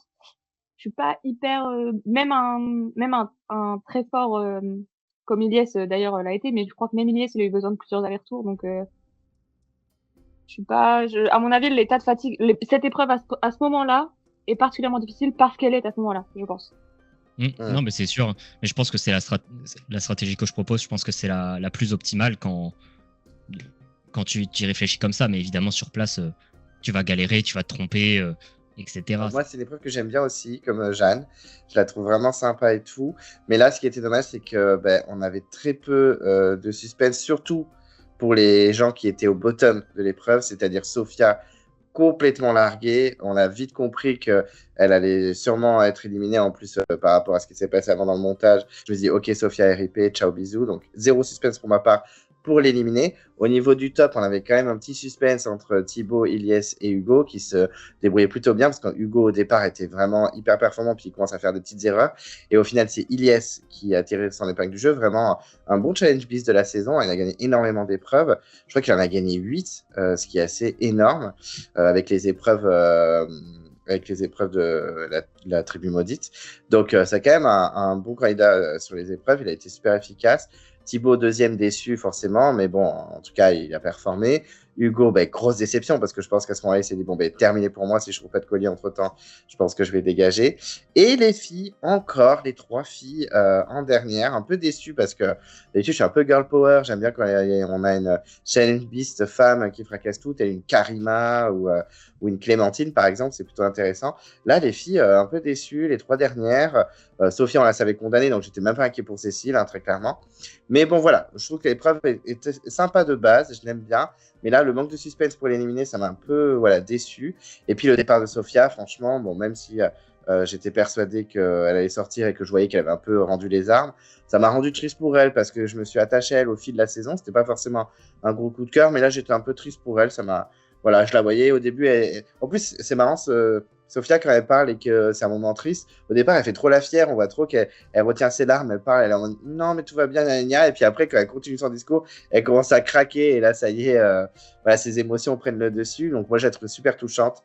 C'est une candidate que j'ai apprécié suivre. Comme je l'ai dit, elle avait été forte dans les stratégies. En tout cas, elle a fait des petits moves. Elle a tenté des trucs, même si elle a fait un peu la suiveuse, gna. Mais en tout cas, elle a été assez maîtresse dans certains conseils. Donc, un peu triste pour elle. Voilà, je crois que j'ai juste ça à dire sur cette épreuve, parce qu'après, elle s'en va, bisous, bisous. On ne voit pas, par contre, son arrivée au jury. Ça m'a un peu saoulé, j'avoue. J'aurais bien aimé voir son arrivée au jury, parce que j'aime bien les arrivées du jury. Oui, j'ai trouvé OK. Je me suis questionnée sur l'investissement de Sophia. Je me suis dit, est-ce qu'elle fait pas exprès de perdre pour rentrer voir sa fille? Et puis en fait, non, puisqu'elle va au jury, donc elle a pas de nouvelles de sa fille quand même elle est à la résidence. Donc en fait, ça n'aurait même pas d'intérêt pour elle de perdre à ce moment-là. Donc je pense qu'elle s'est battue à la hauteur de sa motivation. Enfin, je pense qu'elle s'est sincèrement battue, mais juste qu'elle avait plus de force, plus de mental, plus rien, puis qu'elle arrive au bout, quoi. Donc oui, j'ai pas du tout été surprise par l'élimination de Sofia non plus. Je pense que c'était prévisible au vu du montage. Et pour la victoire d'Iliès, c'est pareil, je note l'incohérence de dire à la maman de Charlotte, votre fille est celle qui a le plus de victoires dans les épreuves individuelles. Phrase d'après, elle en a 4. Et 10 minutes après, épreuve Iliès, vous avez 8 victoires. En 10 minutes comme ça, on est passé de... Enfin, c'est pareil. Alors oui, c'est pas les mêmes victoires, c'est pas les mêmes épreuves, mais du coup, ça manque de cohérence, enfin, d'unité, on va dire. Enfin bon, la cohérence n'est plus le souci de Koh-Lanta depuis bien des années de toute façon, donc ça, on aura beau s'en plaindre, on aura beau s'en plaindre, là, on peut tirer un trait dessus et faire notre deuil, tranquillement. Donc voilà. Et puis après, oui, moi, je l'ai trouvé chouette, cette épreuve, je la trouve toujours sympa. Je trouve qu'elle est très intelligemment produite, parce que théoriquement, on n'a pas besoin des couleurs pour eux. C'est-à-dire que les couleurs ne sont là que pour l'intérêt télévisuel que ça apporte pour la compréhension du spectateur. Et je trouve que c'est suffisamment rare qu'on comprenne une épreuve particulièrement de logique et pour que ce soit souligné. Donc là, je trouve que celle-ci est très intelligemment construite sur le plan télévisuel, plus que sur le plan ludique, on va dire. Alors l'épreuve en elle-même, je l'aime bien. C'est une bonne épreuve d'immunité. Et je comprends l'intérêt d'en faire une épreuve avec une pénalité, que ce soit un vote en plus ou une épreuve éliminatoire, parce que sinon l'épreuve se terminera en 2 secondes, parce que souvent il y a quelqu'un qui trouve vite la technique et finit rapidement, et c'est pas ce que la prod veut. Mais je trouve que pour une épreuve éliminatoire et une dernière épreuve d'immunité, c'est une épreuve qui manque vraiment de punch, quoi. Je trouve qu'il y a 1000 fois mieux comme épreuve. L'épreuve des dominos, je la trouve horrible, mais en dernière épreuve d'immunité, il faut aller la chercher. Elle est rude. Et en épreuve éliminatoire aussi, elle est dure. Donc je la préfère. Je préfère aussi l'épreuve où il faut reculer avec la table à bascule. Je trouve que ça aussi, c'est mieux en tant qu'épreuve éliminatoire et en tant que dernière épreuve. Enfin voilà, c'est une bonne épreuve, mais je pense qu'il y avait mieux en tant que dernière épreuve d'immunité. Concernant la victoire d'Iliès, alors rien à dire, il a déchiré l'épreuve. De toute façon, en logique, depuis le début, Iliès, il cartonne. Donc bien joué à lui. Et par contre, sur le décompte des victoires, ça, je suis vraiment énervé, parce que dire que Iliès a 8 victoires parce qu'il a gagné oui, deux je t'ai vu duels. réagir, oui. Parce qu'il a gagné 2 duels, qu'il a trouvé l'Anito, parce que je crois que l'Anito, ça compte comme une victoire. Oui, il a appelé ça succès. Le succès de l'Anito, plus 5 épreuves individuelles, mais dont 3 où il a gagné avec des gens. Il a gagné l'épreuve à 4 contre 4, plus les deux épreuves de binôme. Donc pour moi, les 2 binômes, ça compte. Et l'épreuve 4 contre 4, c'est pas une victoire. Donc pour moi, Iliès, il a 4 victoires. Ce qui est déjà bien, ce qui est déjà une très belle performance. Mais ça m'énerve de penser que Iliès est le challenge beast de la saison, alors que en épreuve, il n'a pas été si déterminant que ça. Enfin, si en épreuve en équipe, il était fort, et puis en individuel, il s'est bien débrouillé. Il est bon, rien à dire. Mais je trouve, là, dire qu'il a 8 victoires, ou alors qu'il en a 5, si on compte pas les duels et l'Anito, même 5 victoires, c'est très rare dans Koh-Lanta. Et je suis désolé, mais j'arrive pas à comparer un Iliès avec un François. Alors qu'ils ont le même nombre de victoires. Dans ma tête, c'est impossible. En fait, François, il écrase Iliès. Et je sais pas, j'ai un peu du mal. Je trouve qu'il y a eu trop d'épreuves en groupe. Je trouve que compter les duels, c'est de la grosse merde. Et je sais pas, je trouve qu'en tant que Challenge Beast, Iliès, il fait un peu pâle figure avec les derniers Challenge Beast qu'on a eu. Il a plus de victoires que Nicolas du Feu Sacré. Il a quasiment autant de victoires que Maxime de la Guerre des Chefs. Alors que la comparaison fait quand même très mal. Maxime, oui. C'était un titan en épreuve. Iliès, c'est pas un titan. Iliès, en épreuve, il fait pas peur. Et personne dit, oh là là, Iliès, il gagne trop. Pour moi, un Challenge Beast, t'es censé te dire, il gagne trop. Alors que Iliès, j'ai pas du tout cette sensation. Et c'est pareil avec Charlotte, 4 victoires, alors qu'en vrai, elle en a plutôt 3, dont la boue, qui est. Il y avait que 2 adversaires. Ouais, c'est vrai. Voilà, j'ai un peu du mal avec les épreuves cette année, le décomptage des épreuves. Surtout qu'Iliès, il en fait des caisses. Il disait sur Twitter, j'ai gagné 7 victoires. Là, en facecam, il dit, j'en ai eu 12 parce qu'il veut compter les victoires en équipe. Non, mais c'est bon, tu veux compter quoi aussi Chaque découverte de canne à sucre, c'est une victoire, mais au bout d'un moment, il faut aller se faire foutre. Voilà, ça m'a un peu saoulé. Après, Yes c'est très fort, c'est le meilleur en épreuve de la saison, je pense. On peut peut-être mettre Frédéric à égalité, vu que Frédéric est parti tôt et qu'il était très fort. Parce que Hugo, foncièrement, il est un peu décevant en épreuve cette année quand même. Un peu en dessous, même s'il a jamais contre-performé. Donc voilà, ça c'était pour la victoire. Et pour le départ de Sofia, c'était un peu prévisible et encore une fois, c'était un peu dommage. On se retrouve avec les 3 filles à la fin. Et à partir du moment où Hugo ne gagnait pas l'immunité, peu importe le scénario, la fin était très prévisible parce que même si Cécile s'en sortait, ce qu'on a eu, Hugo allait se faire viser. Et si Cécile partait à l'éliminatoire, alors là, il n'y avait même pas de débat, il n'y avait même pas de stratégie, c'était Hugo. Donc bon, au moins, on a eu le meilleur scénario qui pouvait se passer dans les 2 éliminations qui pouvaient arriver. Sofia qui part. C'est dommage, parce que Sofia, pour moi, c'est la meilleure stratège de la saison. Pour moi, ça se débat pas. Ça a été la meilleure. Mais hormis la stratégie, et en vrai, son social qui était plutôt correct, tout le monde lui faisait confiance. Sofia, elle n'a rien démontré. En épreuve, c'était une catastrophe. Même Jacques, il a eu sa victoire. Et il a eu ses petits moments en équipe, etc. Sofia, que ce soit en équipe ou en individuel, c'était une catastrophe de bout en bout. Donc l'élimination est logique, malheureusement. C'est triste pour elle. Et ça me fait chier parce que, pareil, c'était une des jaunes que je préférais. En même temps, le niveau, bon, c'est compliqué. Mais ouais, j'étais un peu triste de son départ.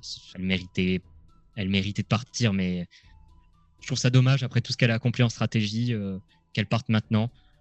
Limite, j'aurais préféré que ce soit Cécile. Comme ça, au moins, on avait Sofia qui avait accompli un peu quelque chose et qui était à la fin. Parce que là, c'est dur à vivre. Pourtant, j'adore Cécile, hein, mais voilà, on a une épreuve qui est bonne en soi. Il n'y a pas grand-chose à reprocher, mais plein de petits trucs autour qui m'ont dérangé et qui font que je n'ai pas passé foncièrement un bon moment. J'espère que Cécile, pas que Cécile, que Sofia, en arrivant à la résidence, elle a été, du coup, c'est dans le passé maintenant, elle a été bien prise en charge par la psy de la résidence, parce que dans l'état dans lequel elle est sortie, avec le manque de confiance, avec toutes les claques qu'elle s'est prises, et à mon avis, elle n'a pas été particulièrement valorisée. D'ailleurs, elle l'est toujours pas pour son côté stratégique, parce qu'à mon avis, elle n'est pas reconnue par un spectateur standard comme étant stratège. Parce que ni la narration ni elle-même n'en ont parlé. Jamais en voix off on a parlé de Sofia comme étant une stratège. Jamais elle-même n'a parlé de ses actes comme étant des actes stratégiques. C'est nous, spectateurs investis, qui regardons son jeu comme tel, mais je pense que même elle le regarde pas comme ça. Donc à mon avis, elle a aucune estime de son aventure au moment où elle sort. Et je pense que, de toute façon, elle le dit, hein, elle le dit qu'elle s'est concentrée trop sur aider les autres et que du coup, elle a pas pu pleinement profiter de booster sa propre confiance. Et j'espère qu'elle a été bien prise en charge à la résidence par l'équipe de production pour qu'elle aille mieux, quoi. Parce que dans l'état dans lequel elle est sortie, la pauvre, elle était en dep, fallait l'aider, hein. Sur le plan psychologique, elle en pouvait plus. En vrai, quand on mettait en avant, on mettait plutôt en avant le binôme en disant les binômes, elles ont réussi à sortir Frédéric, excellent coup stratégique. On disait jamais Sofia. Le seul moment où elle, en tant que candidate, elle était mise en avant, c'est pendant les ambassadeurs. Et c'est le moment où tout le monde a kiffé, etc. Mais mis à part ça, elle n'a pas eu une aventure facile. Je pense que ce sera une candidate qui sera pas mal soutenue par les fans en mode non, c'était resté une bonne candidate, machin, mais qui sera malheureusement oubliée par tout le reste. Et ouais, au jury final, comme tu as dit, j'espère qu'elle aura un bon psy, que ce sera pas Gustin son psy, parce que là elle s'est prise une claque, mais elle va s'en prendre 2 si c'est Gustin, vu qu'il frappe les femmes.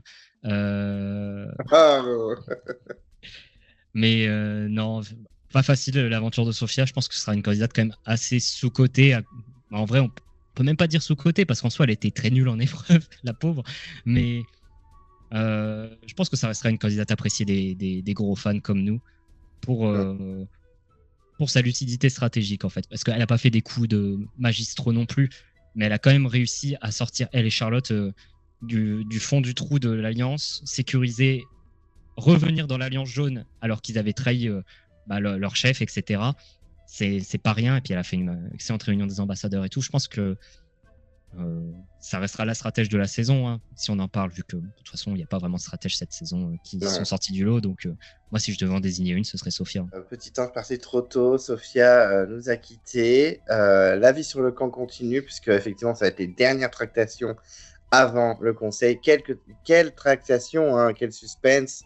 On était vraiment dans le doute, puisqu'effectivement, sorti du chapeau, on a Ilyes qui, lui est finaliste. Hein. On reparle de son parcours incroyable, qu'il est content d'avoir battu les plus forts, tout ça, il le dit souvent. Et il veut effectivement battre les plus forts, puisqu'il préfère garder Hugo que Cécile à l'orientation. Et je suis en mode, ok.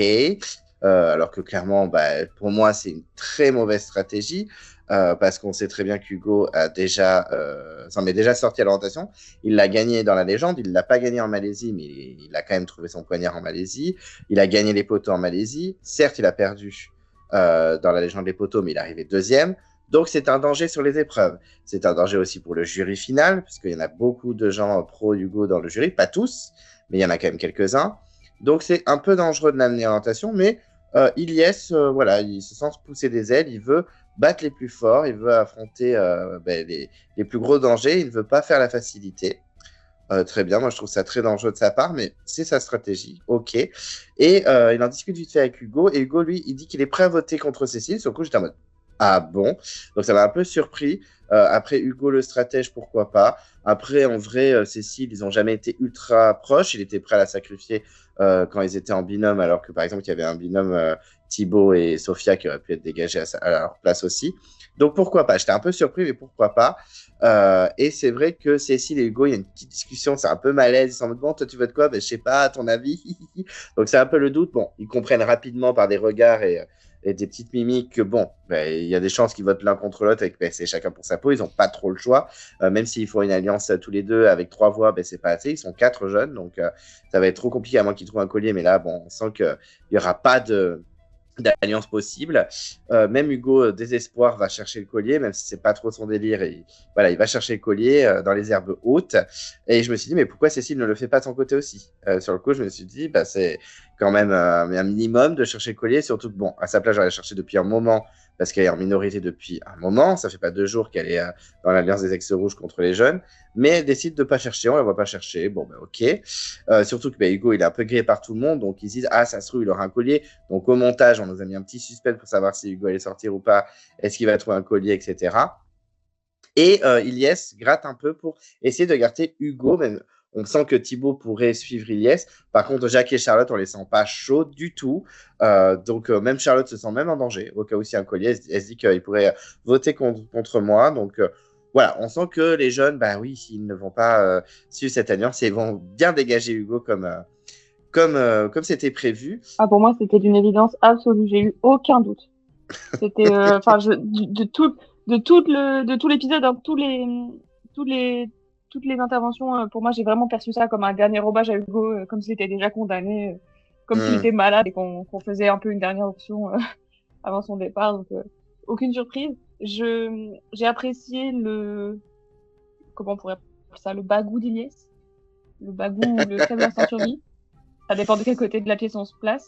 Mais j'ai trouvé ça chouette qu'il essaye. Bon, après, à mon avis, il n'a pas particulièrement essayé très longtemps. Je pense qu'il a proposé l'idée, mais qu'il ne s'est pas battu non plus pour Hugo. Hein. Il n'avait aucun intérêt à le faire, mais je pense qu'il a émis l'idée de le sauver et que ça n'a pas été suivi. À raison, je pense. Parce que ce que dit Thibaut quand il vote contre lui, c'est que ça supprime une chance pour les jaunes d'avoir 3 jaunes au poteau, et je pense qu'il avait vraiment parfaitement raison. Par empirisme, hein, vraiment, l'expérience a prouvé qu'à l'orientation, Hugo était fort, donc par empirisme, il valait mieux l'éliminer. J'ai aussi beaucoup aimé la conversation Cécile-Hugo, que j'ai trouvé très honnête et très pareil dans le jeu, quoi, c'est le jeu. Et pareil, quand Cécile vote contre Hugo, Hugo lui en tient pas rigueur, il sait pourquoi elle l'a fait, elle sait pourquoi elle le fait aussi. Enfin, j'ai trouvé ça très honnête, et puis comme on pouvait pas espérer mieux de ce type d'épisode, on n'allait pas d'un coup attendre que Thibaut se fasse éliminer finalement magistralement par ses copains jaunes. Donc je pense qu'on a eu une belle fin bienveillante, un peu bisounours, pour conclure toute cette aventure avant de passer à l'orientation. Donc voilà, ce qui rend quand même que j'anticipe un tout petit peu sur l'arrivée au conseil.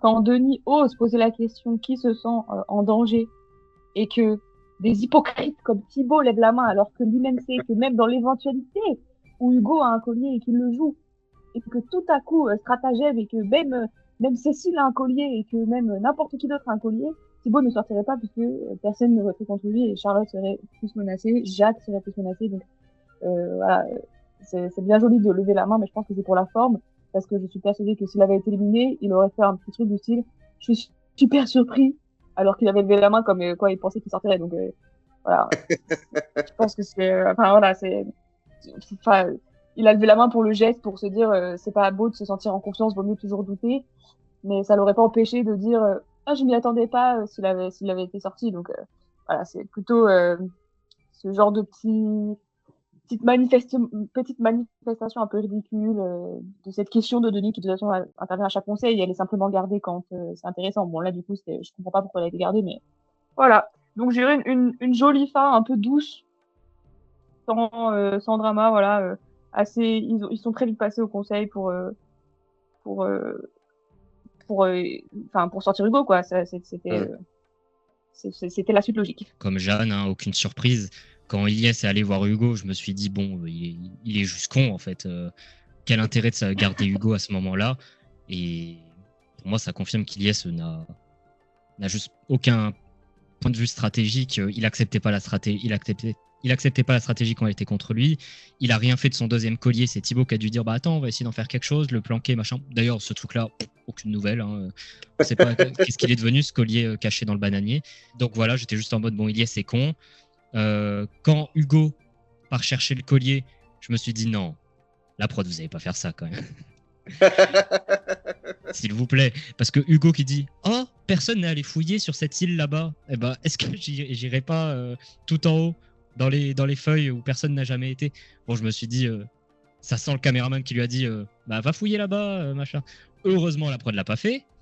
Merci mon Dieu, parce que sinon ça aurait été vraiment une honte. Je pense que tout le monde aurait pété un câble, sauf les fanatiques d'Hugo. Mais voilà, bon, aucun suspense. Quand Ilyes va voir les jaunes, il leur dit moi, ça me fait chier de voter Hugo. Tout le monde le regarde avec des yeux écarquillés, comme je sais pas quoi. On aurait dit Pascal quand il engueule Gabriel. Enfin, vraiment, ils étaient vraiment en mode mais qu'est-ce que tu racontes? Vraiment, Ilyes, il se tapait l'air con. Après, bon, du coup, il a pas cherché à le défendre, machin. Il a quand même voté Hugo. Mais du coup, finalement, ça reste peut-être un bon coup. Parce que du coup, Hugo, il se dira peut-être à Ilyes, c'est peut-être le seul qui a essayé de me défendre, machin. Et donc, peut-être que pour le jury management, c'est un peu mieux. Mais je pense pas qu'Ilyes ait pensé à ça. Très honnêtement, je pense pas qu'il ait pensé à ça. Mais finalement, sa mauvaise volonté stratégique lui aura servi. Après, on peut trouver ça honorable de vouloir affronter les plus forts, machin. Mais ça reste complètement con si tu vises la victoire finale. Voilà. Ensuite, Cécile qui va pas chercher de collier. Je pense qu'elle était sereine sur ses alliances. Elle savait que Jacques et Charlotte ne voteraient jamais contre elle. Donc, à partir de là, d'ailleurs, remarque très marrante, c'est Denis qui dit d'ailleurs, en fait, s'il se passe un split, qu'est-ce qui se passe? C'est que du coup, ils ont 3 voix, machin. Je me suis dit, ça aurait été bien qu'on ait les candidats qui en parlent de ça, de dire, on peut pas split, parce que si on split et que Hugo et Cécile, ils s'allient, ils ont 3 voix, machin. J'aurais aimé avoir les candidats qui disent ça, mais non, c'est Denis. Denis qui maintenant explique la stratégie à la place des candidats. Ils avaient tellement peu de séquences des candidats qu'en font que c'est Denis qui est obligé d'expliquer toute la stratégie. Moi, je propose juste des facecams de Denis qui nous fait juste la saison, mais juste il nous la raconte. Alors là, t'as Ilyes qui va chercher les coconos. Non, mais vraiment, Denis qui se met de plus en plus en avant, je trouve, dans les saisons, que ce soit en voix off ou même dans les commentaires d'épreuves. J'ai oublié de le dire tout à l'heure pour l'épreuve de confort, mais c'est vrai qu'il commentait tout le temps. Mais laisse les images faire. Au cinéma, on dit souvent show, don't tell. Donc, casse-toi, Denis, en fait. Laisse les candidats pour les stratégies. On veut pas que tu nous parles de tout en voix off, s'il te plaît. Des fois, pour expliciter des trucs en mode ok, donc là, ce que vous venez de voir, c'est ça. Mais là, on n'a rien vu. Et Denis, il nous dit alors bon, vous avez rien vu, mais en gros, ils se sont dit ça. Ils se sont dit bon, on peut pas split, machin. J'aurais aimé le voir, en fait. C'était peut-être des séquences à montrer. Non, apparemment pas. Donc on partait sur un conseil malheureusement sans suspense. Donc on part au conseil. Le conseil, écoutez, un conseil sans surprise, un petit peu ennuyant. On va pas se mentir.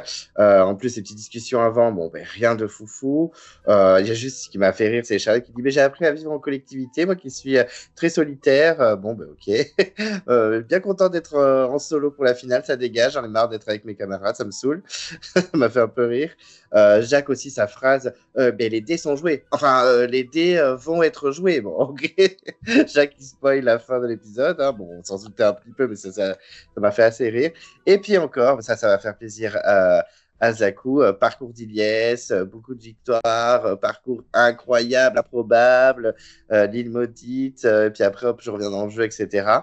Et ils font même le parallèle avec le parcours d'Hugo dans La Légende. Un peu surpris qu'il reparle de cette saison, parce que bon, par rapport à Hugo, c'est bon, il avait fait une belle saison, tout ça, mais on ne parlera pas du parcours de Claude ou Laurent Mestré, MDR, mais c'est vrai que voilà, ils font le parallèle entre ces deux parcours, alors que c'est clairement pas la même chose du tout. Ilyes parle aussi de son parcours de vie, que ça a été compliqué. Petit moment émotion, je me suis dit, peut-être un petit montage de gagnant. Je me suis dit, peut-être que Zakou va être content et va voir Ilyes remporter la saison. Et puis voilà, la fameuse question dont Jeanne a parlé, qui a peur d'être éliminé avec tout le monde qui lève la main, alors que clairement, je pense que des gens comme Thibaut, même Jacques, ne se sentaient absolument pas visés. J'ai noté également que Cécile n'avait pas parlé, c'est qu'il nous avait dit vraiment que Cécile osait, de toute façon, elle n'est pas éliminée, ça ne sert à rien de la faire intervenir. On a les votes avec une musique majestueuse, j'ai noté. On voit aucun vote. Par contre, quand Hugo vote, on voit qu'il marque un C. Donc, est-ce Cécile, est-ce Charlotte? Est-ce que Hugo a tenté de se sauver en votant Cécile ou alors est-ce qu'il a joué le grand prince en votant Charlotte tranquillement? On le saura au moment du dépouillement, pas de collier. Hein. Par contre, je me suis fait la réflexion. J'aimerais qu'un jour, en fait, on soit pas du tout dans la confidence d'un collier et que Denis fasse est-ce que quelqu'un a un collier machin et que d'un coup un candidat lève la main, un candidat menacé, et qu'on revoit tout en flashback. Dans tous les cas, la scène on la voit, que ce soit trafiqué ou non par la prod, on s'en fout, mais qu'on voit la scène en flashback et qu'on soit pas du tout dans la confidence. Ça, j'aimerais trop. Je crois que c'est jamais arrivé dans Survivor ou dans Koh-Lanta, c'est un peu dommage. Je trouvais ça iconique. Je me suis fait la réflexion au moment où je voyais le truc. Je dis imagine là, Hugo il va dire oui, j'ai le truc et on va voir la scène en flashback. J'aurais trouvé ça insane. Bon, trafiqué clairement parce que là Hugo plus de collier, mais j'aurais trouvé ça iconique. Je me suis fait cette réflexion. Et puis ensuite le dépouillement. Et effectivement, on voit Hugo, Charlotte. Donc Hugo a voté Charlotte. Il a été prince. Il n'a pas poussé Cécile sous bus. Dans tous les cas, ses votes ne changeaient rien. Mais je pense que c'est pour ça qu'il s'est dit bon, je vais voter Charlotte. Dans tous les cas, je sais que je vais sortir. Ça ne sert à rien de mettre le nom de la pauvre Cécile. Et en plus, voilà, je sors avec une très belle image. Et il y a quand même quelqu'un qui a écrit Hugo avec un H. Donc, c'est vraiment pas un vrai fan de Koh-Lanta. C'est pas un candidat lambda. Quand même, bon, ça m'a un peu choqué, mais ok. Et du coup, Hugo sort avec toutes les voix des jeunes et celui de Cécile. Cécile qui l'a un petit peu achevé un coup de marteau pour achever le truc. Mais après, c'était pour sauver. Elle n'était pas sûre non plus à 100%. Donc, elle a eu raison. Donc, Hugo éliminé. Cécile est en finale, donc j'étais ravi. Et donc, Denis précise bien que c'est la première fois qu'il ne sera pas finaliste. Mais il est quand même heureux. Bien sûr, il est déçu de sortir, mais il a vu plein de trucs qu'il n'avait pas vu et qu'il n'avait jamais fait dans Koh-Lanta, comme le feu, par exemple, ou par exemple avoir la couleur rouge. Ça m'a fait un peu rire aussi quand il a dit ça. Cécile s'excuse en disant oui, il fallait bien que je m'en sorte. Elle l'encense, elle lui fait plein de compliments. Donc Hugo lui en veut pas. Il pourrait potentiellement voter pour elle pour la victoire finale si elle est dans les 2 derniers, même si j'ai des doutes, mais pourquoi pas. 117 jours d'aventure, 15 victoires, un très beau retour pour Hugo. Je trouve que c'est personnellement une de ses meilleures saisons au niveau stratégie, niveau jeu. Donc vraiment chapeau à lui. Et il s'en va. Conseil sans surprise, hein, j'ai pas grand chose de plus à dire. Je trouve que Hugo a une très très belle sortie à son image, hein, de toute façon. Mais je pense que s'il avait eu le moindre écart, la prod se serait empressée de la couper au montage. De toute façon, il leur fallait un héros et ils l'ont eu. Donc tant mieux pour lui. C'est chouette. Cécile, je suis pas surprise qu'elle ait voté Hugo puisque c'est ce qu'ils ont décidé. On a eu la conversation où ils se sont mis d'accord pour voter l'un contre l'autre. C'était implicite, mais je pense que c'est ce qu'il fallait comprendre. Donc Cécile est restée là-dessus.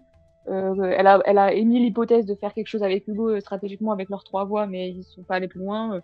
Hugo est revenu sur. Je pense qu'il a il a compris qu'il sortait puis qu'il est revenu dessus pour pas voter rouge finalement quand il a compris qu'il sortait, mais sans en avoir rediscuté avec Cécile avant. Donc je pense que voilà, ça s'est fait tout seul dans sa tête. Donc voilà, sur le conseil et pareil, mais bon, ça en fait on le dit à chaque fois. Puis là, Zako vient de refaire comment dire je sais pas comment dire, un discours contre lui plutôt, mais je trouve que Denis en effet s'implique trop et de plus en plus. Il fait plus preuve d'impartialité. Il aime bien que 50% des types de stratégies. Il blâme complètement certains autres types en disant attention, et au conseil, il révèle même certaines stratégies. Là, ça n'a pas été trop le cas, mais ce qui va en ce sens, c'est quand même quand il pose à Hugo la question est-ce que le parcours du BS ne vous rappelle pas un certain parcours, ça glorifie le parcours de l'IS, ça met une image et ça cherche à quand même influencer la vie des autres sur le parcours de l'IS comme étant un parcours absolument miraculeux qui pourrait ressembler à celui du Bois en 2021.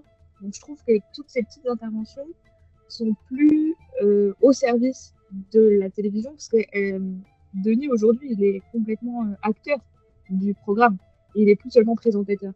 Et je trouve que c'est... Enfin, en même temps, c'est peut-être pas dommage parce que ça peut permettre d'amener d'autres choses, mais du coup, moi, je crois que je suis pas trop fan en ce qui me concerne. Je trouve qu'il est trop impliqué et que Denis, personne, enfin, être humain, donne trop son avis sur ce qui se passe dans le jeu.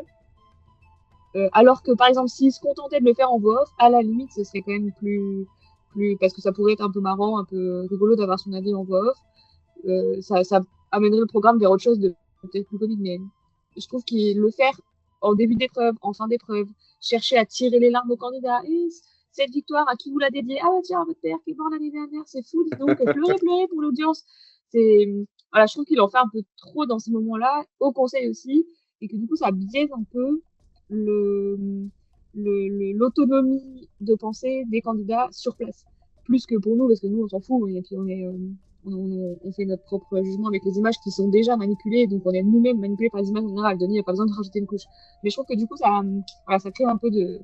Bon, là, ça se vérifie pas tout à fait au point d'autres conseils, mais quand même, cette phrase sur « Regardez, Ilyes, il ressemble à Hugo », non? Hugo qui est le plus grand aventurier de tous les temps, regardez, on en a fait tout un montage mirobolant pendant tout l'épisode.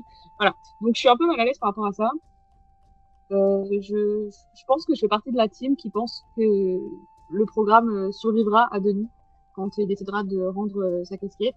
Et je pense qu'au contraire, même au-delà de lui survivre, je pense que ça ramènera un peu de fraîcheur et une nouvelle dynamique. Je pense que là, il n'est plus au service de son propre programme, je trouve.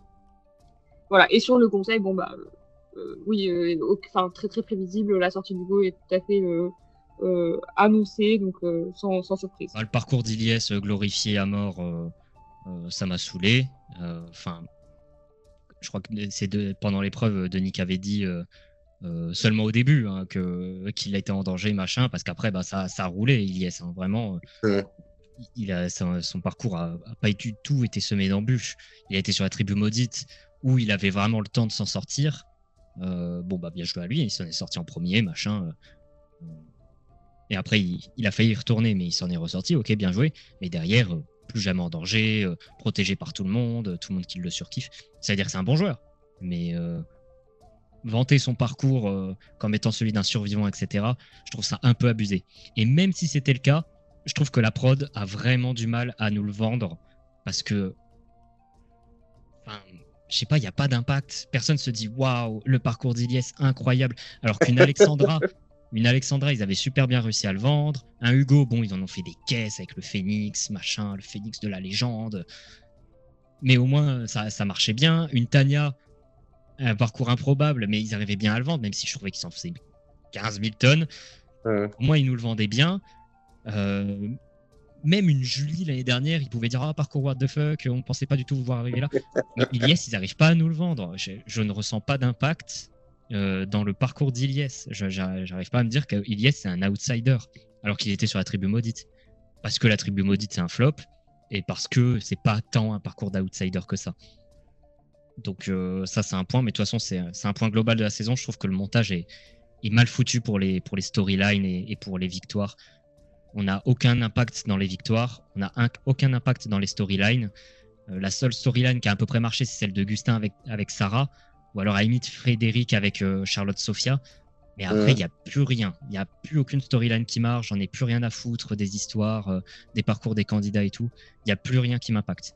Parce que même Jacques, il pourrait vachement vanter le côté ah, au début, vous aviez peur d'aller en forêt, machin, et aujourd'hui, vous êtes un vrai aventurier. Mais même ça, ils n'arrivent pas à nous le vendre. Jacques, c'était que épisode 1 où il se sentait mal, et après, ça a pareil, ça a déroulé. Donc, vous voyez, je trouve que globalement, les parcours des 5 candidats qui atteignent l'orientation sont vraiment pas incroyables et ça me donne peu d'investissement. Alors, le Mhm. parcours d'Hugo, lui, il s'arrête au bon moment. Euh, pour moi, c'est soit il s'arrêtait là, soit il perdait au poteau. C'était les seules bonnes manières de finir, ou de gagner la saison évidemment, mais c'était les seules bonnes manières de finir sa saison, parce que s'il perdait à l'éliminatoire, ça aurait été un gros flop pour lui, sachant qu'il a jamais perdu à aucune épreuve éliminatoire. Qui sorte maintenant en ayant pour prétexte que c'est le plus fort, qu'il a défendu son équipe coûte que coûte, que c'est un des derniers survivants, machin, c'est beau, sa sortie elle est classe, il fait sa meilleure saison, ou en tout cas la saison que moi je préfère. Euh, on peut peut-être regretter qu'il ait un manque de victoire en épreuve, mais de l'autre côté, il a été 1000 fois plus divertissant, 1000 fois mieux en stratégie.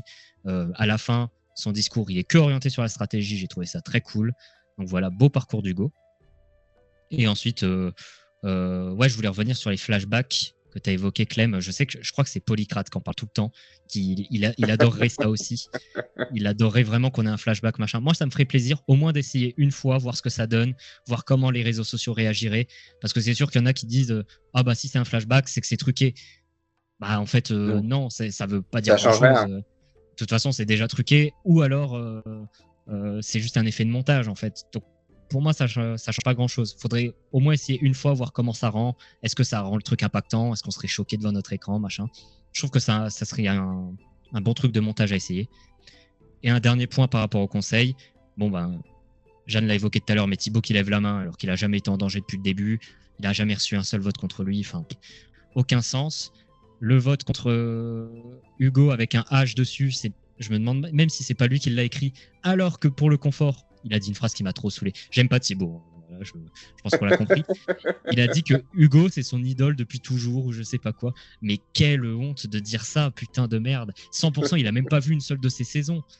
Donc, et si c'est lui qui a écrit Hugo C'est avec un Elias. H, Non, non, c'est c'est Elias, le Hugo avec un Elias H. qui a écrit à Hugo avec un H alors qu'ils ont fait que Ouais. le voter pendant toute la saison. Bon, au bout d'un moment, vous n'avez pas remarqué que c'était sans H. Mais bref, Thibaut qui dit que Hugo, c'est son idole. Alors ça, j'ai halluciné. J'avais les yeux écarquillés. C'était... Non mais... T'as 45 ans, t'as Hugo en idole, en fait. Mais qu'est-ce que tu branles de ta vie, en fait? Et je suis sûr qu'il a pas vu une seule de ses saisons. Enfin, aujourd'hui, les candidats, il y en a très peu qui regardent l'émission. Ou alors, en tout cas, ils se souviennent pas. À la limite, tu peux dire, le Hugo de la légende, c'était mon idole. Mais me fais pas croire que c'est Hugo de 2012 qui était ton idole, en fait. Le Hugo qu'on voyait jamais devant la caméra, etc. Faut arrêter de se foutre de nous, en fait. C'est comme Cassandre qui disait oh j'ai adoré Hugo machin. Non, tu t'en souviens pas, c'est juste que tu sais que c'est un ancien candidat et bon, après pour le coup Cassandre à la limite elle était jeune pas en 2012, peut-être qu'elle s'en souvient machin. Elle s'en Mais souvient via la légende.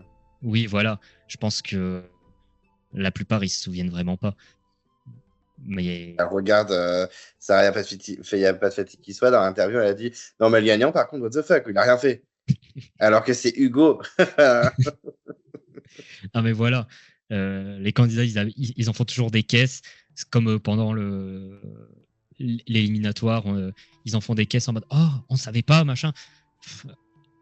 On veut trop nous faire croire que tous les candidats sont des fans, mais en même temps, on veut pas nous montrer qu'ils arrivent à prédire le jeu. C'est que des trucs de montage trop chelous que la prod veut trop nous cacher des trucs, ça m'énerve. Et ouais, bon, bah, un conseil prévisible, hein. Y a rien à dire. Juste surpris que Hugo vote Charlotte. Je m'attendais vraiment à ce qu'il vote Cécile, en mode c'est toi contre moi, classique. Mais il a voté Charlotte. Bon, voilà. C'était un peu étonnant. Mais la seule chose qui était étonnante durant ce conseil. Ouais, c'est clair. Tu sais, le collier en flashback, là, comme vous proposez, en fait, l'intérêt de le faire une fois et de le faire qu'une fois, c'est de montrer que c'est possible et donc de relancer un vrai suspense dans la tête de 100% des personnes, même les vrais fans, parce qu'ils se disent, Aussi, ouais. ils l'ont déjà fait, ils pourraient le refaire. Et donc, à chaque fois, parce que nous, aujourd'hui, on a quasiment plus de suspense, ça arrive aussi fréquemment que le public n'en ait pas non plus. public standard, je veux dire. Donc en fait, le fait de le faire juste une fois, quand bien même c'est pas quelque chose qu'ils ont envie de refaire, ça permettrait de relancer le suspense pour 10, 20 ans, parce que nous, on aurait toujours l'idée de c'est possible puisqu'ils l'ont fait une fois. Et donc, toujours on va se dire à chaque conseil, ah oui, mais alors peut-être il y a un collier qu'on n'a pas vu, et relancer le suspense comme ça pendant une décennie, et ça les mettrait eux tranquilles sur le plan du montage, quoi, de le faire rien qu'une fois. Donc au-delà de l'expérience chouette qui pourrait être enfin, la plus-value de ce type de montage, ça permettrait aussi de relancer ce suspense qu'on demande tellement à chaque épisode. Bah ouais, surtout que je voyais les réactions sur Twitter, par exemple. Les gens, ils étaient tous en mode non, mais c'est normal qu'il vote Hugo. Enfin, le choix est logique. On sait que c'est Hugo qui part. Enfin, tout le monde disait ciao Hugo, mis à part 2-3 qui étaient en mode oh, peut-être qu'Ilias il a retourné tout le monde. Non, enfin, c'est. Avec Jacques et Charlotte qui disent ben non, nique ta mère quand il leur dit moi j'ai envie de voter Hugo. Enfin, c'était évident. Donc, oui, c'est vrai que là, le conseil, même pour les gens qui regardent peut-être un peu moins le programme et tout le monde était au courant de qui partait. Et c'est triste. Après, ça arrive. Des fois, ça arrive qu'il n'y ait pas de suspense, etc. Mais je sais pas, là, ils auraient pu mieux le vendre. Globalement, je pense qu'il y avait quand même un peu plus de matière pour vendre le truc. Là, le montage était totalement cassé. On espère un jour que ça arrive. Moi, j'aimerais bien qu'en tout cas qu'ils le fassent. Pour finir l'épisode, donc on a eu le teaser. Bon, on a un teaser sur l'orientation, donc voilà, pas grand-chose, à part que, ok, ils sont déterminés, mais c'est la panique. Surtout Charlotte, Jack et Cécile, on voit qu'ils sont vraiment en panique. Les deux trucs que j'ai notés, qui me donnent un petit peu envie de voir l'orientation, même si la finale sera coupée en deux, donc ça me donne envie de jeter ma télé par terre, mais c'est comme ça. C'est les herbes hautes qui reviennent en mode Amri et Vicis Julie. La dernière saison, c'était un enfer. Étant donné que les deux saisons ont été tournées assez proches, je pense qu'on dit allez, on reprend les herbes hautes, rien à foutre. Donc ça va être un enfer pour les candidats. Et on a un petit clash entre Ilias et Charlotte. En mode, oh, c'est mon repère, c'est ma balise, tu touches pas. Donc, on a peut-être des petites tensions, ça va être sympa. Est-ce que Ilias et Charlotte seront les deux derniers sur l'orientation sur le poignard? Peut-être. Est-ce qu'ils vont se battre le dernier poignard? Ça serait rigolo quand on est à Amri-Julie. Voilà, rien à rajouter de plus sur le teaser. On a donc l'interview d'Hugo tout à l'heure, tu en faisais allusion, Zakou, à propos du fait qu'il parle beaucoup de stratégie dans sa dernière interview, et je suis assez d'accord, c'est plutôt cool. Il dit que c'est une grande première, que ça fait bizarre, etc., mais qu'il a vraiment joué par rapport à ses deux premières fois niveau stratégie, collier, etc., et qu'il est plutôt fier de son parcours, et il peut, hein, même s'il est allé moins loin que les deux autres fois, il peut être fier. Et on a les votes ultimes, donc Ilias qui dit qu'il n'a pas réussi à convaincre ses camarades, Jacques qui dit qu'il est trop fort, Cassandre qui dit qu'elle... Cassandre, n'importe quoi. Je la refais sortir du grenier, la pauvre Cassandre.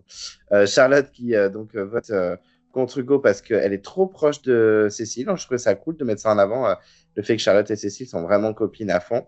Et donc, Cécile qui vote contre Hugo, trop doué pour la finale. Et j'ai oublié le petit Thibaut qui dit clairement, voilà, on risque d'enlever un jeune sur les poteaux. Je suis plus très investie, tous les candidats sont un peu chiants là. Donc enfin oui, je vais regarder, oui, je vais prendre du plaisir parce que j'en prends à chaque fois, mais bon, ce sera pas la meilleure qu'on ait eue, je pense. Voilà, Charlotte qui suit Ilias, bon, ok. En fait, j'en ai rien à faire. Je me dis, peu importe qui gagne, l'orientation et peu importe qui va sur les poteaux, c'est pareil pour moi. C'est-à-dire que j'ai pas spécialement envie d'en voir un gagner plus que l'autre. Peut-être j'ai pas trop envie de voir Charlotte gagner parce qu'elle m'a saoulée sur la fin là. Ça m'a fatiguée, mais sinon tout le reste, je m'en fous un peu quoi. Donc je suis un peu désinvestie, mais je serai au rendez-vous évidemment. Bah alors moi, depuis l'élimination de Frédéric, je suis plus du tout dans la saison, mais vraiment, je trouve que tous les épisodes sont fades, il y a quasiment rien à retenir. Je sais même pas comment tu arrives à faire des reviews de 2 heures sur les épisodes qu'il y a eu. Mais regarde, on est en train d'en faire une là. Ouais, mais parce que je suis présent et que je parle beaucoup. Non, mais en vrai, je suis plus du tout investi. En vrai, c'est un des pires F5 que je connaisse. J'ai très peu de chouchous. Bon, j'aime un petit peu Cécile, j'aime Jacques, j'aime un petit peu Charlotte par dépit. Ilias, bon, je suis totalement hermétique au personnage, et Thibaut, j'aime pas. Donc ouais, je suis investi derrière personne. Pour la victoire finale, bon, si je devais dire quelqu'un, je dirais Jacques. pour me faire un petit peu plaisir et parce que je me dirais c'est tellement what the fuck comme gagnant que vas-y, c'est un peu cool, même si ça fera un gagnant vraiment pas incroyable. Mais non, peu investi. Après, bon, l'orientation, j'aime toujours. Si on a quelques séquences, ça peut être très sympa. Coupé en deux, donc bon, chiant. Je suis content de voir qu'il y ait une petite embrouille entre Charlotte et Yes. Ça va un peu fracturer les jaunes, c'est bien. Même si j'ai l'impression qu'on laisse encore une fois Thibaut tout seul. Oui, il y a des chances. Hein. Et à mon avis, je veux pas être pessimiste, mais moi, je vois bien Thibaut sur les poteaux de base. Parce qu'il il est tellement vanté tout le temps en permanence qu'il c'est soit le perdant des poteaux, soit le gagnant de la saison pour moi. Je le vois pas sortir l'orientation en plus. Enfin bref. Donc ouais, bon, je regarderai l'épisode et je passerai sans doute un bon moment. Mais j'ai trop peu d'investissement. Faudrait vraiment qu'il y ait des séquences de malade pour que je passe un excellent épisode. Je comprends. Dernier acte de notre review avec le bilan de l'épisode et le bilan des candidats et winner pick. Vous pouvez mettre aussi une note à l'épisode. Moi, de mon côté, j'ai trouvé l'épisode plutôt mou, plutôt vide. Les épreuves de base, j'aime bien. Les sacs et l'épreuve là de l'aveugle avec les petites plaquettes et tout, c'est sympa. Mais j'ai trouvé que l'épreuve des sacs était très longue, il n'y a pas eu de drama, il y a eu un petit suspense, mais très vite fait. L'épreuve à l'aveugle, c'est pareil, c'est une épreuve que j'aime bien, mais là, il n'y a eu pas trop de suspense, à part peut-être pour le gagnant, très vite fait, mais voilà, je trouve ça dommage parce que c'est des épreuves que j'aime bien, et là, j'ai pas été trop emballé. Zéro suspense sur l'élimination, sur les stratégies, beaucoup de moments what the fuck, comme vous l'avez dit, la journée qui est montée en 5 minutes, le confort qui est vraiment fait à l'arrache, enfin voilà, c'est un épisode, il fallait qu'il soit là. En plus, les épreuves éliminatoires, plus ça va, plus ça commence à m'agacer. Comme les finales à 5, on en parle de plus en plus dans les commentaires et entre abonnés, vraiment, ça commence à être vraiment très agaçant. Donc, un épisode bof, je vais mettre un 6. Et ça frôle le 5 quand même. Voilà, je trouve ça dommage pour un épisode avant la fin. Voilà. Sinon, au niveau des candidats, je vais vite faire un débrief sur les candidats qu'on a eus. Effectivement, au niveau des filles, Charlotte, je crois que c'est la candidate que j'aime le moins des 7 qui est restée parce qu'elle s'est beaucoup plaint en début d'aventure et du coup, j'ai pas du tout réussi à m'attacher à elle. Après, je l'ai trouvée très suiveuse. Je trouvais que c'était plus Sophia qui menait les stratégies, donc j'ai eu du mal un peu à la suivre jusqu'au bout. Et là, même si elle a gagné 3-4 épreuves, elle ne m'intéresse pas du tout. J'arrive pas à la trouver attachante. Malheureusement, si elle gagne, je serais très déçu et ça ferait une gagnante pas ouf. Donc voilà, pas très convaincu. Sophia, elle est sortie, je suis dégoûté. Mais en même temps, comme l'a dit bien résumé Zakou, c'était pas non plus une candidate. Si elle avait gagné, ça n'aurait pas été une grande gagnante. Elle est un peu sous-cotée niveau stratégie. Bon, on en a parlé X fois. Mais c'est vrai que sur des preuves, c'était une catastrophe. Mais je la trouvais quand même hyper attachante. Voilà, je l'aimais bien, la Sophia. J'ai mis du temps à l'apprécier, mais je l'aimais bien. Donc, très déçu qu'elle soit sortie.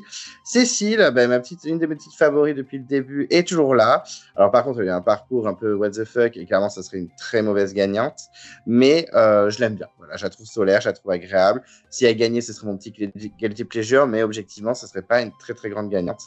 Et ce serait même un peu catastrophique. Elle ferait partie des pires gagnants, je pense, de tout Koh-Lanta. Mais je l'aime bien, je la trouve solaire. Donc, écoutez, au point où on en est, je suis prêt à l'accepter. Et pour les gars, Thibaut, je suis un peu comme la majorité, à part Romain, je pense. J'ai un peu du mal, alors qu'au début, j'aimais bien, mais là, faut être trop pro-mérite. Et puis, il le mérite quand ça l'arrange bien. Bon, j'ai un peu peur, comme Zakou, que ce soit le futur gagnant, je serais un peu deg. Même si, bon, il est pas catastrophique. Hein. En social, il est plutôt aimé. En survie, il est là. Dans les épreuves, il est in the middle. Et dans les stratégies, bon, il est dans la majorité, même si c'est pas la tête du truc. Quand Frédéric est parti, il a quand même un petit peu pris le lead. Bon, ce sera un gagnant bof, mais là, de ce qui reste en même temps, je suis assez d'accord avec vous. Un peu complicado, mais je le trouve plus du tout attachant. Et puis des réflexions, puis si c'est devenu pote avec Gustin, donc ça dégage. Ensuite, Iliès, j'arrive à moins être dur qu'avec Thibaut.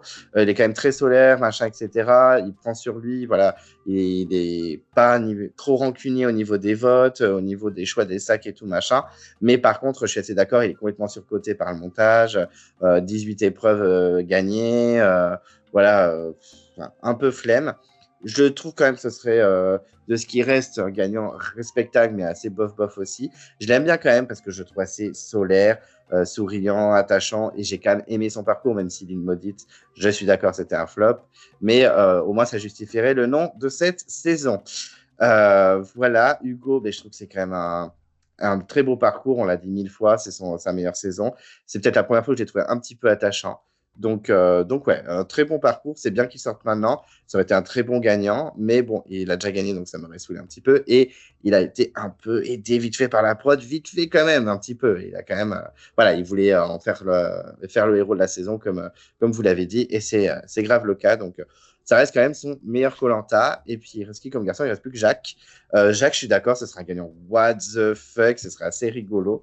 Mais par contre, oui, un peu catastrophique parce que même s'il y a une période, je dis ouais, il est grave complet et tout. Bon, en épreuve, il a été assez catastrophique. En stratégie, il a quand même beaucoup suivi en deuxième partie de saison. Survie, bon, il est présent, mais voilà, on n'a pas vu grand-chose depuis quelques épisodes. Et social, ok, il est aimé, mais ça ne fait pas un bon gagnant. Donc, ce serait what the fuck, ça me ferait rigoler, mais ce serait un peu perdu. Donc, pour le winner pick, effectivement, j'ai très peur, mais je vais mettre en tête Thibaut. Et en deuxième position, Ilyes. Voilà, à vous les studios. Alors, je vais essayer de faire vite. L'épisode était moyen, donc je vais mettre 5.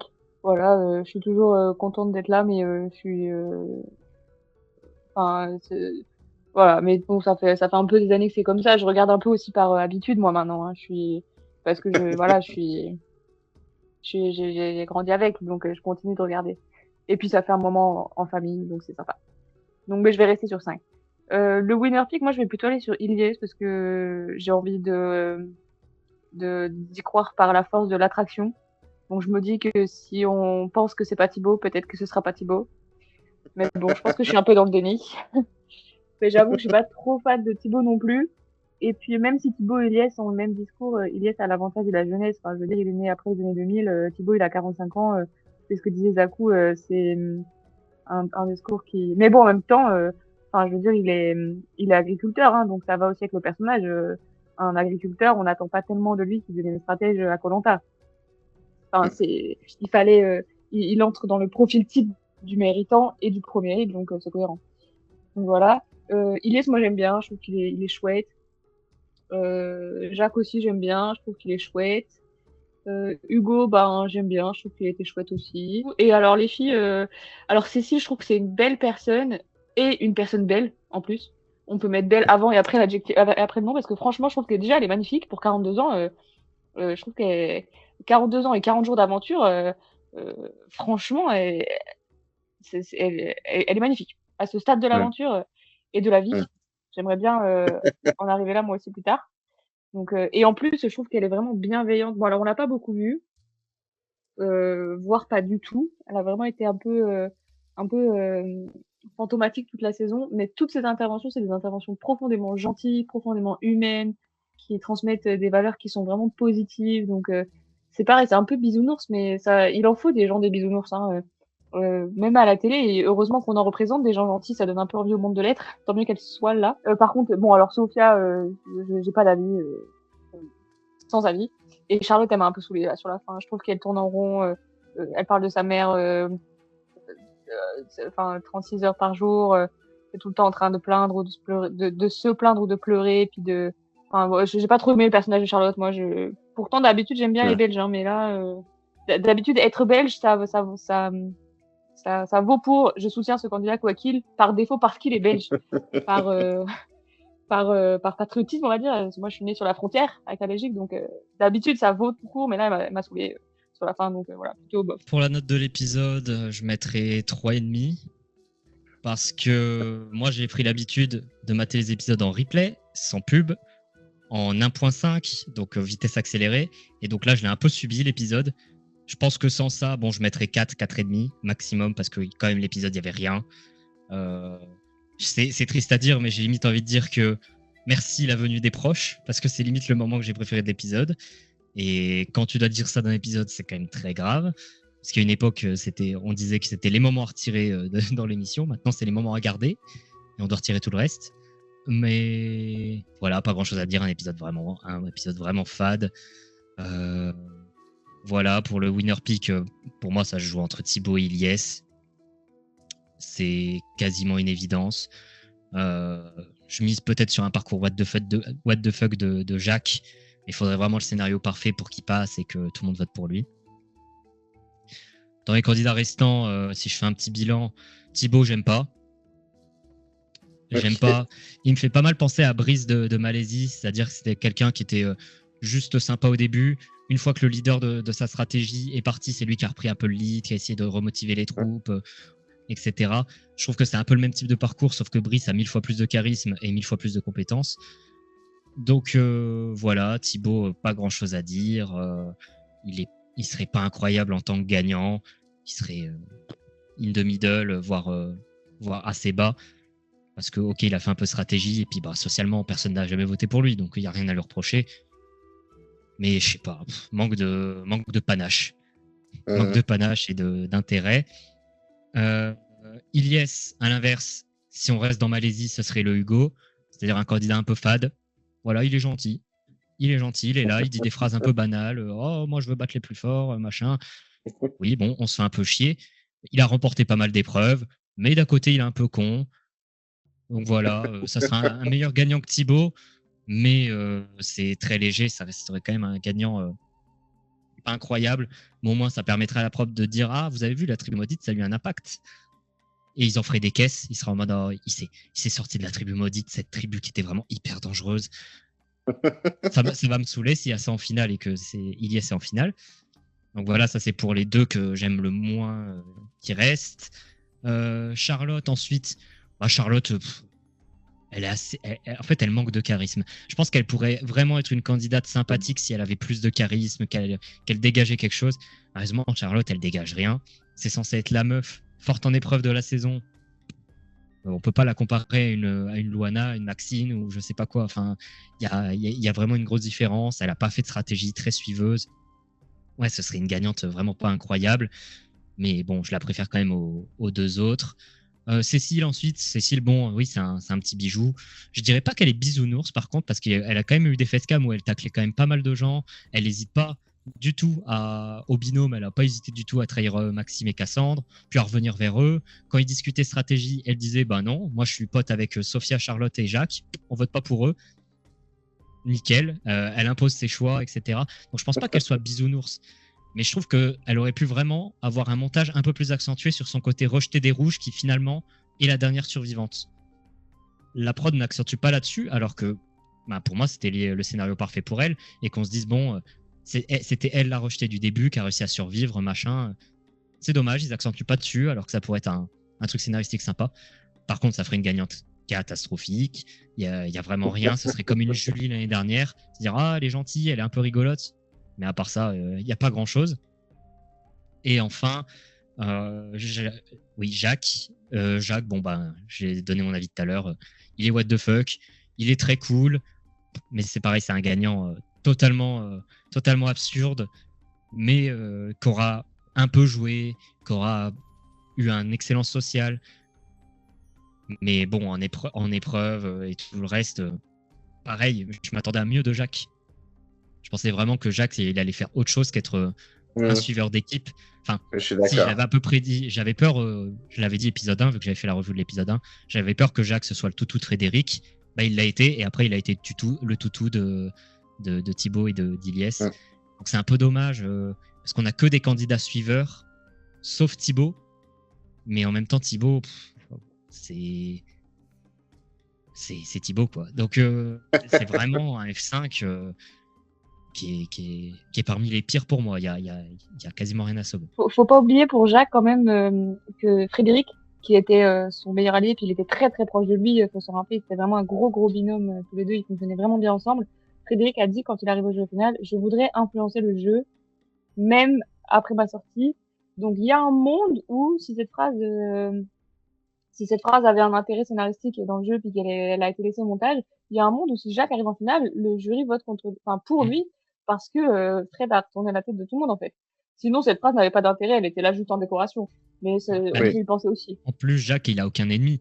Les seuls qui ont des ennemis un peu, c'est Cécile, elle a que Gustin en ennemi réellement. Et il a Sarah. Jacques, ouais, mais pas vraiment parce que Sarah, ils se sont excusés et puis elle a compris. Je pense que Sarah, elle préférerait voter Jacques qu'un Thibaut ou un Ilyes. Oui, ça c'est paraît sûr. évident quand même. Mais c'est ça le truc, c'est que le F5, c'est que des gens qui n'ont pas d'ennemis, vu que c'était un pagonjing. Tout le monde était en mode, bah, c'est normal, ils défendent leur équipe. Même Hugo, au conseil, il a dit, oui, bah, vous avez joué équipe, j'aurais fait pareil. Bah oui, t'as fait pareil dans Malaisie. T'as joué en équipe et vous avez éliminé tout le monde. Donc non, ouais, la saison, c'est juste un pagonjing.